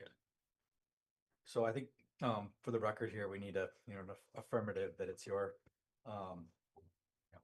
determination in this application that, us issuing a waiver, shall not alter the essential character of the neighborhood or district in which the property is located substantially, or permanently, impair the lawful use or development of the adjacent property, reduce access to renewable energy resources, or be detrimental to public welfare.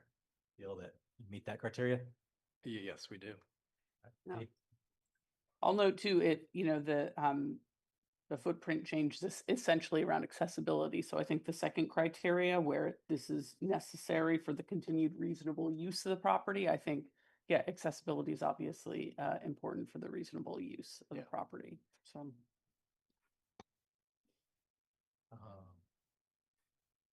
Not only accessibility, but safety. Yeah. Matter of egress for residential units is vital. And so there's also a note here from staff that we can exceed the density limitations by an additional 40%, and exceed the maximum height by 1 floor. And so I think that gets into the next item here, which is the height waiver. And that the proposed addition will be more than 35 feet tall. If you want to just talk about the degree at which that is above the existing building or whatnot. Yeah, so the new elevator, so the new addition never exceeds the ridge line of the existing building. The elevator tower needs to be X amount of feet above the top, the third, fourth floor, the service floor. So I think it's 14 feet, just the physics of the whole thing. So that's really as low as it can be. And I believe that actually, because of this is affordable housing, I actually think that a waiver is not actually required. I think that's noted here. Yeah. Yeah. Okay. Yeah. But anyway, yeah, that's that's essentially where it's. And the Yeah. intention is that from the street, the addition would essentially not be, or be marginally visible. From Yeah, the yeah, facade. it is visible and we're kind of just getting, halfway through with the historic preservation because this is a tax credit. This goes through the National Park Service. So there's they go through this with a fine tooth comb, and that's really the charge of a new modern addition on a historic building is that it can be visible from the street, but that it is distinct from the historic nature and subservient. They use that word, which is strange, but They don't want it to look like they would not want us to create a new addition that looks similar structure wise to the current building too. No, it makes sense. Is reflective of the time it was built. yeah. So since we're relying on the affordable housing criteria for that, it's gonna be 100% affordable housing, I'm guessing? Correct. Correct. Um, so staff found that all other dimensional requirements, comply with this application. Board members tend to agree. Yes. Okay. The thing interesting is a historic office to residential conversion. I feel like you don't see that many projects with, you've got design challenges to address here. So. Yeah, and it started, this is aside, but it started as the nurses' dormitory. And so these are really small cells. They're 8 by 14 feet with a little closet. So it's kind of single room occupancy. So as we kind of dig into the building, we're restricted to that structure also. So the historic nature kind of, they're kind of wanting us to keep the public spaces and the corridor intact, but also the structure is kind of driving, what these unit shapes are. So it's kind of, it's gone from housing to office back to housing. As historic buildings. Right. So in this case where the property is definitively not within the design review district of Montpelier, I've got the map right, I think in this case, it turns out that in fact you're going through a more rigorous design review process than you would otherwise because of accessing historic preservation funds. Is that correct? I'd say so.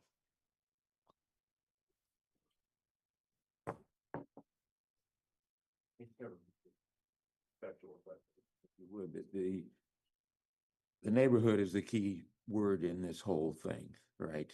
That the neighborhood character. I understand that was all business offices before, business, and there's a character to businesses that go in there, and what they went in there, what they did. That was part of the neighborhood where businesses are owners of businesses or managers of business, something like that, are business themselves. This changes it all to affordable housing units with families that are looking for, maybe they don't have a place to live or they're looking for a place to live. Does the residents of the building actually change the character of the neighborhood in any way, going from office, professional structure to affordable housing families? Does that in any way, that concept change anything? I know the structuring of it and that I'm just trying to look at the intent of that neighborhood concept. Do you see that being changed in any way or not? Or if it is, it's a betterment in some way, of course, I would say it's going from offices to home. to home. To like a place of home, right? So it's like instead of 50 people coming and going and not taking ownership or thinking of caring for this building, we're actually having 20 people calling this place home. And that this becoming neighbors and being part of a neighborhood. And I think it's also just so important to understand that affordable housing doesn't mean that people don't have a job. Yeah. That people that live in our apartments are teachers in the school district, are working in the schools, are working at the hospital. That is also people that do live in these apartments as well. It doesn't mean that people are just previously unhoused. But it's people that might be looking to live closer to where they work, and people are looking for housing in Montpelier. And do you already have those persons applying for rental units? We have 900 people on our vacancy notification. You list have, who live okay. in Montpelier. Okay, you've got okay, that's what I was kind of looking for. Okay, so you know who they are, who's gonna come in. Yeah, they have to apply, Yeah. and things like that, but yeah, we vet everyone. Yeah, yeah. Okay, thank you. Okay, so moving along, we have sort of sections 3007, 2009 related to steep slopes and erosion control. Staff found that these not really applicable. We are under 8,000 square feet of soil disturbance within the 15 to 29% slope range. And looking at the map here, hard to see the contours on the shared screen, but it is relatively flat behind the building. So no major construction on steep slopes with. We just talked about the character of the neighborhood with Bill, it's so I would almost I joke sometimes is that if it's not on a steep slope in Montpelier, is it really in the character of the neighborhood? But just kidding, of course. Hmm. So the stormwater management, with very minimal changes outside the building here. We're not seeing much, so not a whole lot of concern there. Does that seem accurate as far as your site work goes? No changes in water patterns or Yeah, really no changes. I mean, reducing the impervious surface, if anything, so. Yeah. But entry grades are staying the same, parking grades are staying the same, et cetera. So it looks like we have one comment here, 3010. Make sure I'm not 3010, still me. Access and circulation.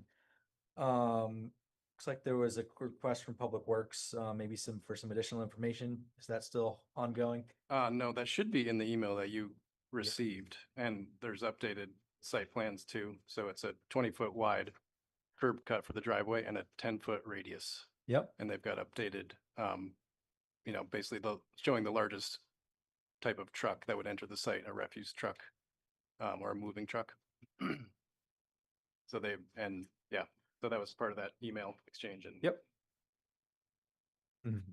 Confirm that, yes, that new site plan here that was distributed, has that change. And it seems like, as Public Works, reviewed that again, seems pretty straightforward with the request. Got it. With parking in the loading area. So I'm guessing no real changes here. There's the existing parking lot on site. Yeah, existing parking. I mean, I could think if anything, it's actually reduced the parking spots, but not by much. We're taking up some of the space with the dumpster enclosure, and kind of tightening things up a bit. And again, we're actually reducing the curb cut. Right now, it's about 40 feet, which is a little bit more of kind of a commercial driveway entry. And we're reducing it to 20 feet, which still allows trucks to move in and out, as you can see by the diagram, but is a little bit more of a residential driveway and, gives a little bit more of the space back to grass or plantings.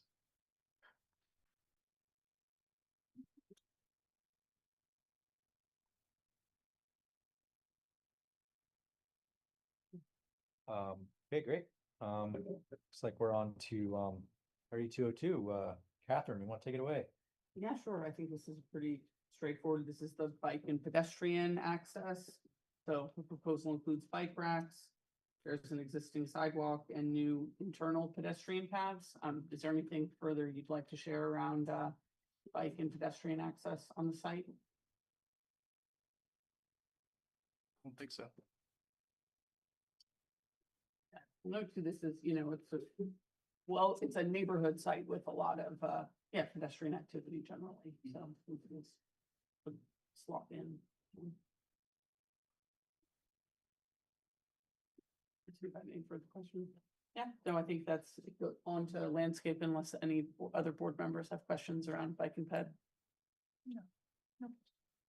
Great. I think that's Alex on landscaping, 32. It is Alex on landscaping, and it's pretty clear from the staff report that the landscaping plans are adequate.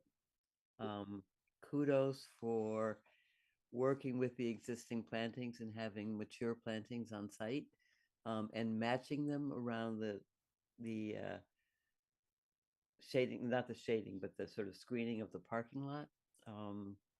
And preserving the big maples, or hoping to preserve the big maples in front of the building.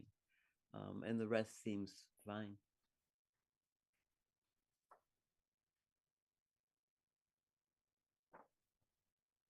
Uh,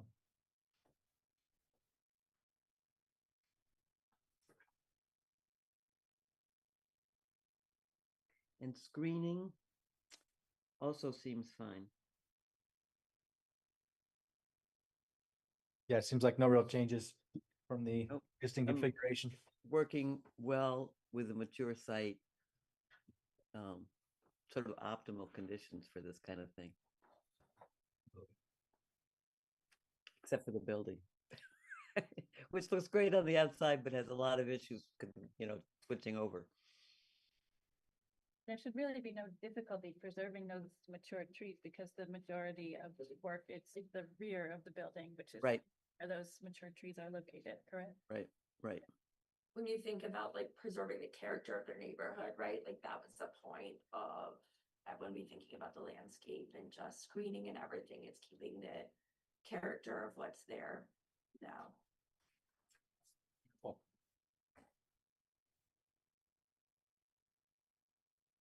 Okay.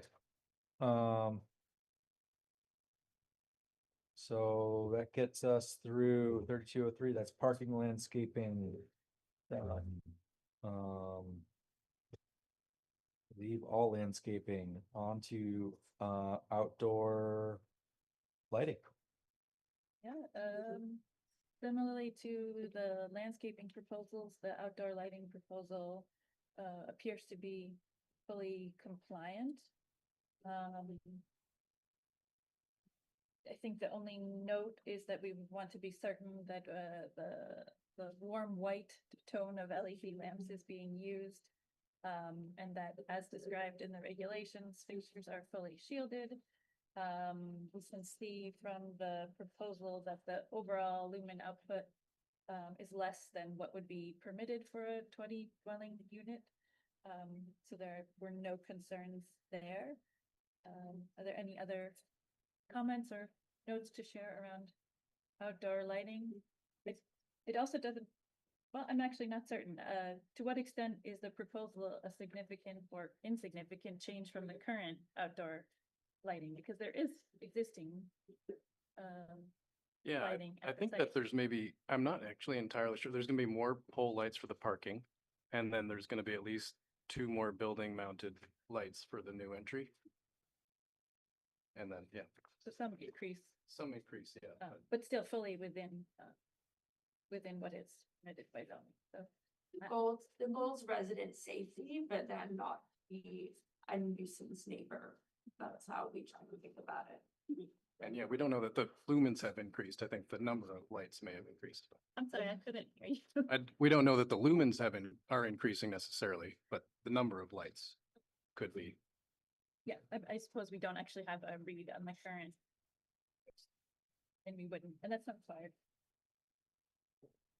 Okay, I guess outdoor seating display or storage, staff report suggests that it's not relevant in this case for a 20-unit development. Nor would the solar shading. Well, it is relevant, but the proposal is compliant, rather. So I think there was a clear analysis that there would be no interference with any solar energy production. And it was all in order.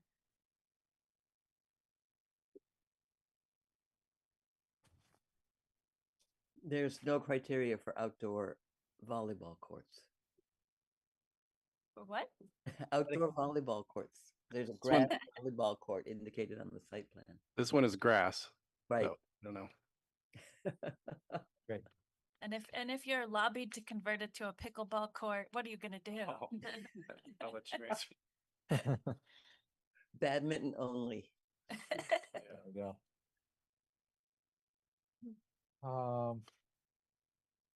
Catherine, 3207.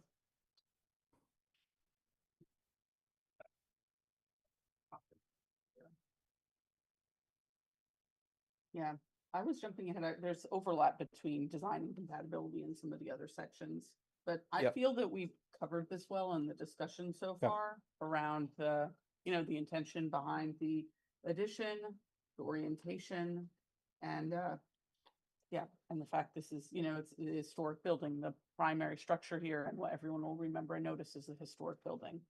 So I thought this was pretty straightforward with the level of information that we have in the application.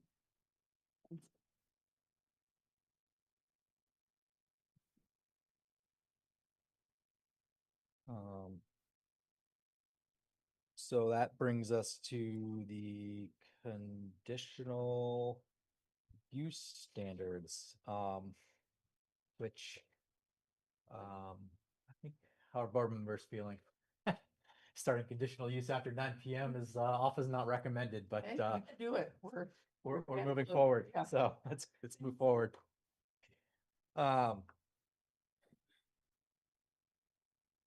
Okay. So I think it's important for conditional use to kind of start with the overarching goal here. And I'm just going to read the first part of section 3302, which requires the applicant demonstrate that the proposed development shall not cause a disproportionate or unreasonable burden on the city's ability to provide community facilities and utilities, including local schools, police, fire protection, and ambulance service, street infrastructure and maintenance, parks and recreation facilities, water supply, sewage disposal, and stormwater infrastructure. So staff found that this application is, compliant with the city being to meet those needs. Board members have anything to add there? I did actually have a question. I think it was noted that no additional burden to the school system was projected, and I think that's accurate, primarily based on the assumption that the units would primarily be single person occupied or like two people. And I did want to share, well, first of all, I think it could be beneficial to the community to have more children. And secondly, my observation as an abutter to the Dewey Hall housing project, which I've been watching very happily and seeing it kind of come to life. There are children living in Dewey Hall right now, which you wouldn't imagine to be, family housing. But I think there are multiple parents with children living in those facilities, making the best of it and really appreciating that resource. So I'm not sure that it's necessary that any change be made or comment be made. But I do think it's well, actually, maybe you can comment on this. Would it be permissible that children reside in this? Definitely.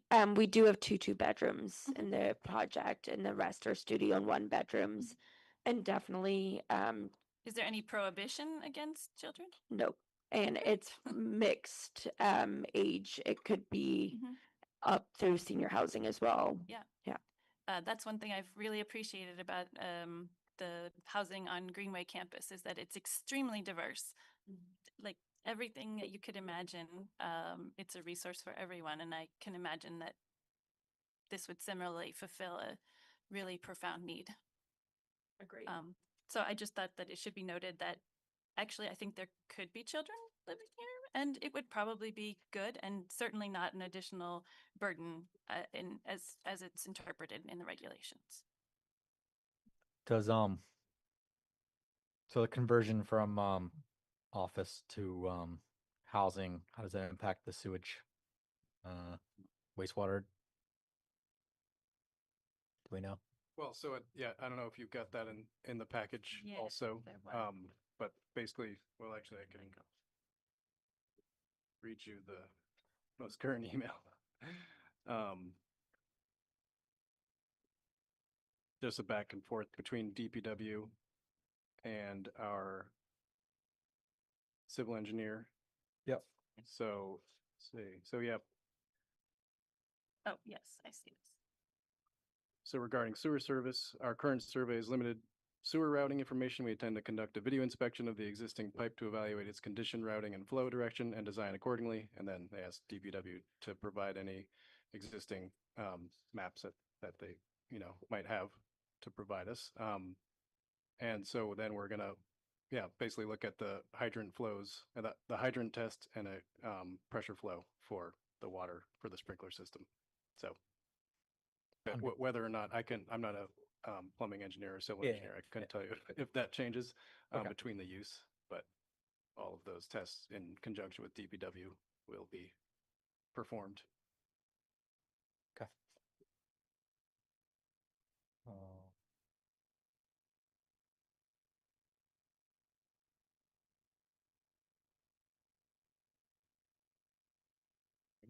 Anything conditional? I just want to bring something out of here, conditional, but Still still on conditional use, so yeah. It's still in conditional use, but Yeah. it's not conditional use. Go The ahead, reason I say that, it's listed, as you start out on 3302, capacity of community facilities and utilities under, conditional use standards. It's, well, the sprinklers is an interesting thing, but that wasn't it. It was, point 4, the traffic study. It says it's not indicated traffic study, but I was just reading, the information that Mike handed out, which has a date on it today, about a information that came from looks like two persons, Lisa Mahoney and Peter Mokakis. I'm sorry if I'm not pronouncing that right. That live on 5 Heaton Street in Montpelier, and they make some, I thought, was some very good points that I don't think Meredith may have had time to pick up because this was just handed out to us tonight. It's dated today. And I don't see it specifically referred to in here. So I'm thinking that as part of our maybe deliberation, I'm not sure it needs discussion, but if you all haven't read that one yet, you might want to peruse that rather quickly and then relate that back to what's in 3302, but mainly what's in 3303. My interpretation is it somewhat contradicts it. And therefore that might require some more input from the audience, or of course, in our deliberation, we'll have to decide whether it's reinforcing, or contradictory or whatever it might be. That's just my interpretation of that. Before we move off of conditional, I thought it was a point that was under there that Mike should bring up, and it'll lead right into segues perfectly into 3303. Yeah, I think it's a good point, Bill, and there's no reason why we have to wait till the very end to do some public comment. So let's put a pin right in now at where we were at on 3303, and we'll do a round of public comment and then return. Can I respond to that too, Yeah. either before or after? Yeah, go ahead now. There is email exchange between Meredith and Corey Line at the city. Yep. Addressing that today about the, whether an additional traffic study is necessary. Gotcha. And also talks about the There was crosswalk. another letter from Corey, correct? Yeah. We just need to make sure we, Right. So I guess I'm recognize just saying the staff did the comment. full audience, the entire audience Yeah. that's affected by this. Yeah. That's- I do think it's important to keep the context in mind, though, that, typically the point for a traffic study is when there's an expected 75 or more new trips a day. Mhm. So I'm sure that there can be probably reasonable debate around a number of trips between, I think in the staff report, we have, like, where did it sit here? Anyway, I think, while there might be some debate around trips a day, I'll observe if the typical, if the threshold is 75, this is 20 units. It'd be very difficult for 20 units to lead to a standard of 75 additional trips per day, especially in a location like this that's it's well connected to the neighborhoods, it's walkable to the school, it's walkable downtown. So there's a lot of access that residents would have that would not require driving trips. I think the Particularly point if that there's is no- raised, particularly if there's no children. But of course, if these families are moving in, you vetted 900 of them, families moving in, or even as you suggest, Elvira, that children are encouraged. My guess is that would change. I think the point here was that was dated information, that traffic study was dated. And maybe not representative, and I just thinking, checking the future. So the traffic study isn't dated. It was completed this year, completed this year with information. So it is, so it is by an engineering firm completed with information I this year. happen to live not too far away, and I walk by like 3 or 4 times a week, walking the dog. Great place to walk the dog because it is very quiet now. Oh. So I would want to say that it's almost certain that traffic would increase as compared to the certain traffic, the current traffic level, because it's not very much used for office purposes, which is the reason to explore this partnership in the first place. So I think it's really valid to say that traffic is likely to increase. I think our role here on the board is to understand within the zoning regulations, would that increase exceed the point at which additional traffic studies are required? And I don't think there's any case in which it would. So I think we would acknowledge that there would be a change to the traffic patterns, but not to the extent that it would require, additional study beyond what's already been Yeah, provided. and Or at least that's my. Yeah, and the traffic study kind of points out that if like all 55 offices were used, the comparison of what that traffic would be like compared to 20 apartments. And in theory, that could happen, right? Yeah. If suddenly everyone were called back into those offices, which is obviously not currently the case, which is why it's so very quiet.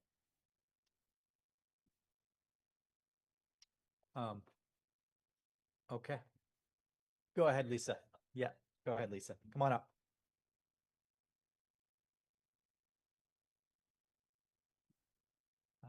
Just state your Just name. because, sorry, Lisa Mahoney, 5 Eaton Street. That was thank our letter, so thank you for pointing that out. I guess I wanted to clarify because the traffic study we were given at the April meeting is not the one that you're referencing now, so that was not provided to the community. As far as I know, I mean, that is the one that I'm speaking about, correct? okay, well then there's a disconnect between what you're saying here and what was in the traffic study that we read. And the other Who request. did the traffic study? Bowman Engineering. Okay. So there's a disconnect here, I think. I Okay. don't have it. I don't recall specifically. And we had requested that additional time for public comment because we just got the site plan application today at about 2 o'clock. Mhm. So that's a request, I guess, for the board. Well, that was kind of my point. Yeah. Regardless of how we feel, we need to make sure that information is the latest and the correct. Yeah. Correct. Yeah. Yeah.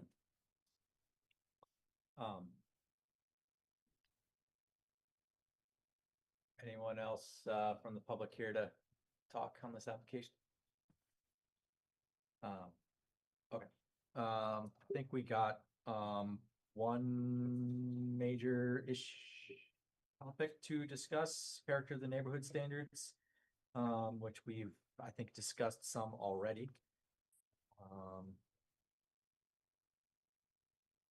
Do board members see anything in here we haven't covered yet? Well, I think we've discussed the architectural character and the uses. I think one point that came out in the letter submitted was around noise. And I don't think I've seen very much in the application around noise. It'd be good to hear from you around any comments on noise. We could also get additional Yeah. feedback about noise. Yeah, I think that was something that came through in the public comments. Yeah, noise, hours of operation. The letter, I think, or, yeah, that recent letter. Email, but. I mean, one thing I can share about the building, currently the building is not insulated whatsoever. So we do plan on insulating the building. So that is also just going to help from noise inside the building.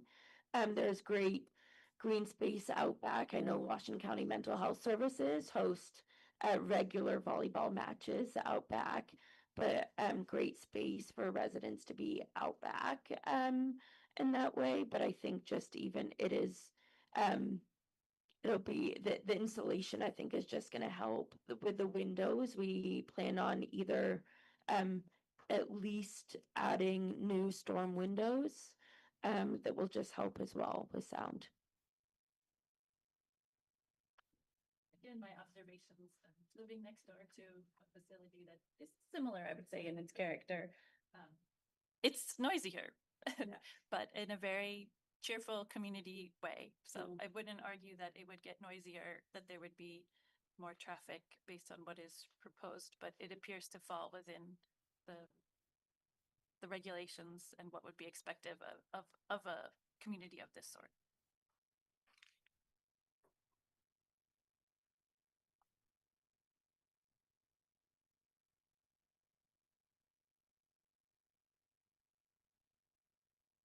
There is one finding in here that says traffic in the area is anticipated to decrease, and so I don't know if I agree with that. Compared to what is really the question, and I think that's what the letter raises, is what is the baseline?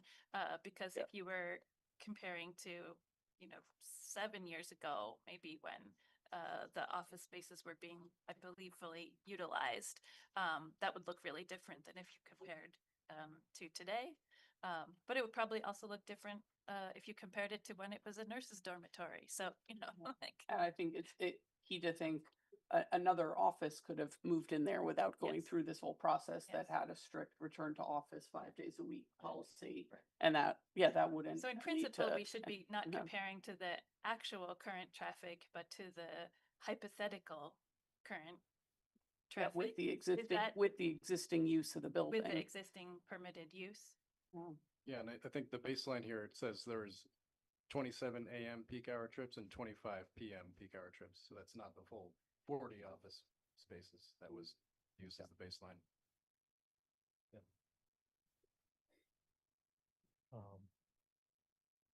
Any more comments from the public? Yes. So To the The- history of the park so there, these will be Teresa. informal comments unless. Yeah. Okay. Just historical. Okay. So we're a budding neighbor, and we've lived there for 30 years. And prior to, we weren't there when it was a nurse's dormitory, but although I've heard amazing stories about that. But when we moved in, there was no parking lot. And subsequently, the parking lot was built because of the traffic issues that were going on there.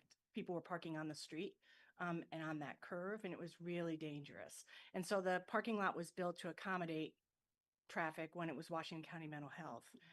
So now we're going back to, and it has been very quiet.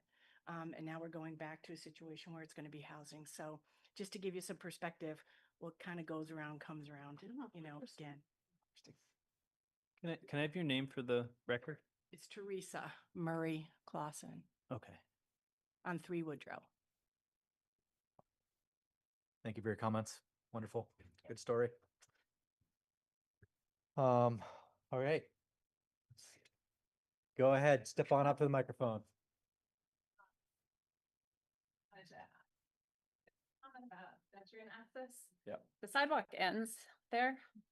So there was a comment that there's sidewalk access. I think it ends like right up, right? It does end right there. So there's no, Ends and then there's no- toggles over yeah. to the. correct, other but there's no side. crosswalk That's true. there. So the ability to actually rely on pedestrian access there is problematic in that area because there's actually not a place to access. And then there was, I think, a comment that we were consulted or that you worked with the neighbors on landscaping. You have not talked to us about landscaping, and we were directly adjacent to, and we haven't been talked to about lighting either. So that's a concern.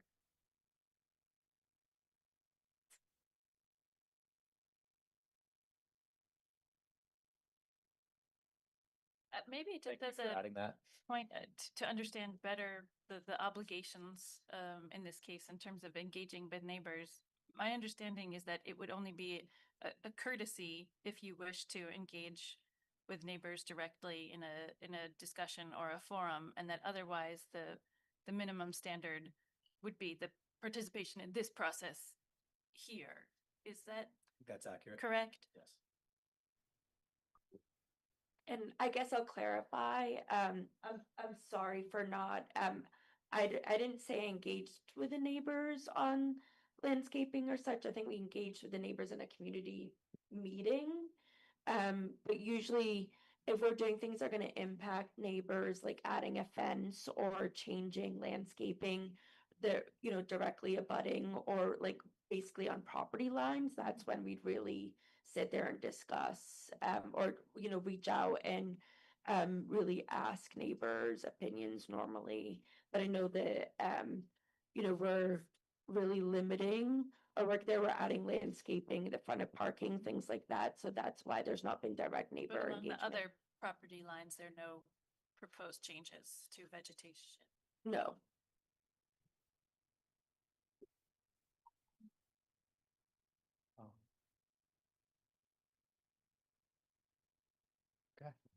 Okay.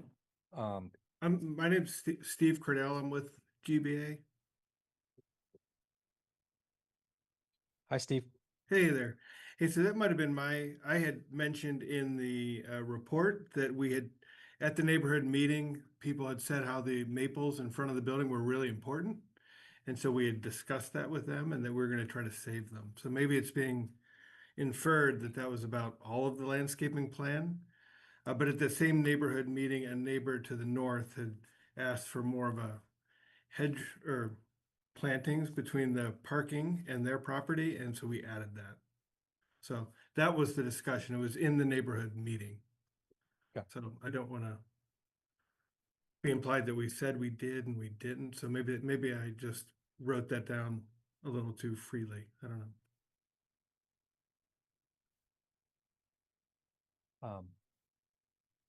What is the pleasure of the board for next action here?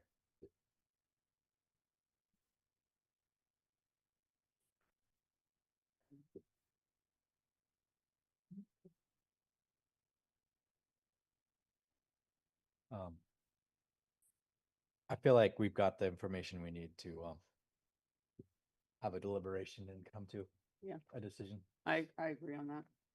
Yes. Yep.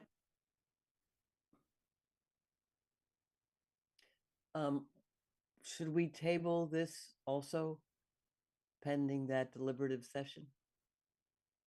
I think so. Yes.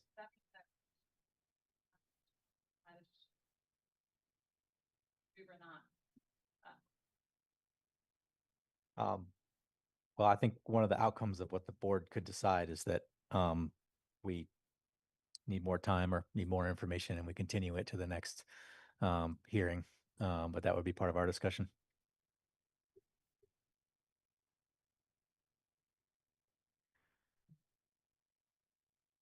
You were fine before that we do the decision on this one. Well, I'm just thinking sort of generally about the previous conditional uses applications we've had, you know, before this board. And you know, also I've been consulted sometimes as to, you know, whether we think that other meetings such as conditional use or major site plan require the sort of sketch plan, like 2 meeting, you know, process.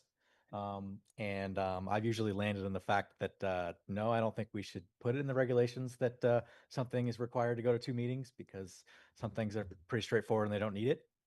However, I do think that there is value in many conditional use applications to getting everything on the record and having it a 2 meeting process because it is, you know, can often be a substantive change in a neighborhood, even if it does fit square within the regulations. I don't think I'd be okay with a continuance to sort of leave the hearing open until the next meeting to discuss this. I think it was important that we got through the public hearing, through the application with the stacked sort of agenda this evening. But I don't want to feel pressured to come to a decision, I guess, on you know, major project. The table of both the discussion and the deliberation in this.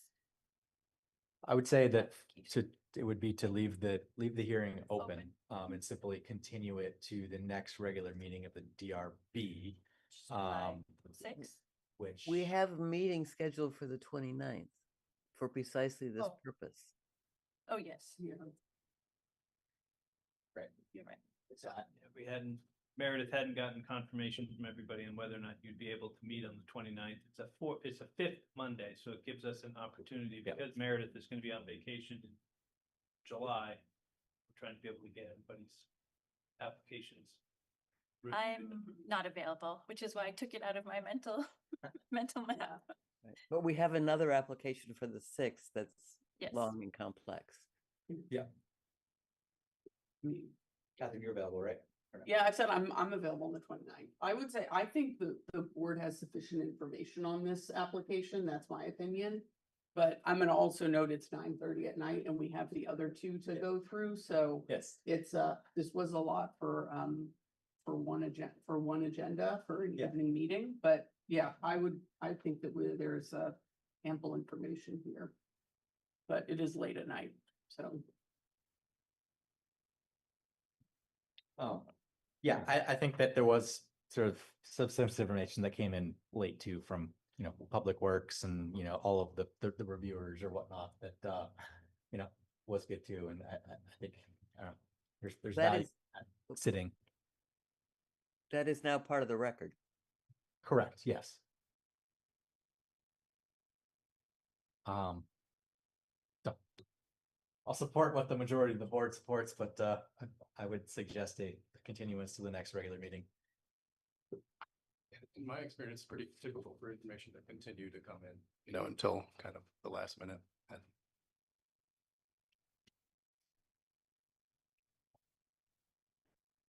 You looking for a motion to We need a table, vote. to table Heaton, 9 Heaton Street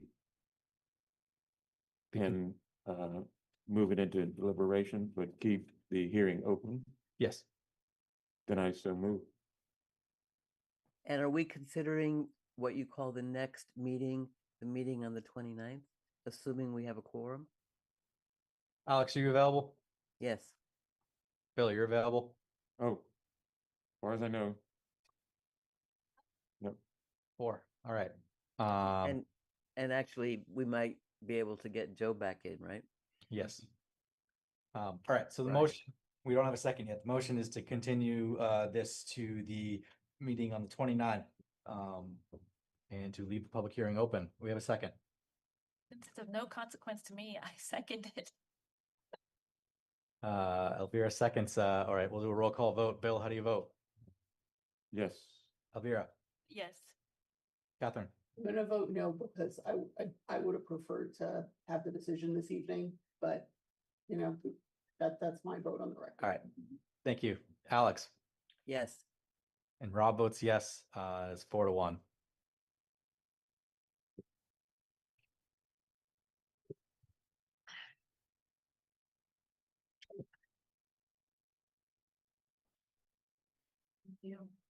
Thank you. All righty. So we have minutes to approve from. For your deliberative session. Yes. For June 1st. I move to approve the minutes of June 1st as written. We have a second. Yeah, I can second. All those in favor say aye. Aye. All righty. Aye. So can I have a motion to move into deliberative session to discuss Northfield Street application 64 and 48 Northfield Street. I'll move to go into deliberative session. Wonderful. Second. All right, we'll do a roll call vote to move into deliberative session on 64 and 48 Northfield Street. Bill, how do you vote? Yes. Elvira, how do you vote? Catherine? Yes. Alex? Yes. And Rob votes yes. So we are in deliberative session. Thank you, everybody, for coming out this evening.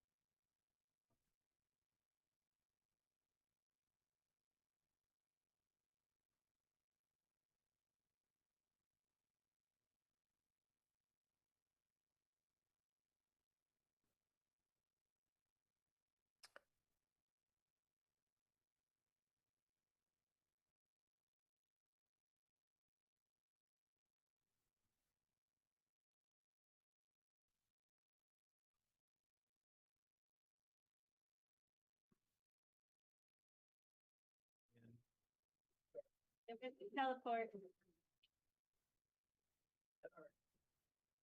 All right, was you, I'm sorry, were you talking to me? No, Alex, we're trying to get Alex because we're gonna go into deliberative session, so we've got to shut everything down. Yep. And then we'll reopen after the decisions are made. to Right. announce what The decisions are. All right, cool. So what's that about me, Mike?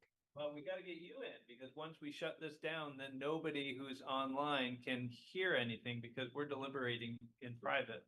I got that, but I'm on Zoom, so that, Yes. We'll have to call you. We'll have to call you. I was asking Rob if he had your. So number. my phone number is in my email signature, so you can call me and we'll push you on FaceTime. Or, wow. or speakerphone. oh, that sounds like fun. Okay, so You have an iPhone? I do, but I gotta go find it. Hang on. In the last piece of the deliberative session, didn't Meredith suggest a protocol by which we were able to deliberate without reopening the meeting to announce a decision? Or am I misremembering? So if we close the public hearing, we can adjourn into deliberative session, but I think if we leave the public hearing open, we have to Well, this is the difference between the hearing and the meeting. Oh, I see what, can- yeah, I see I what, think you can close the meeting and the hearings are still open. And then you can deliberate without having to reopen the meeting. Was that what it was? Yeah.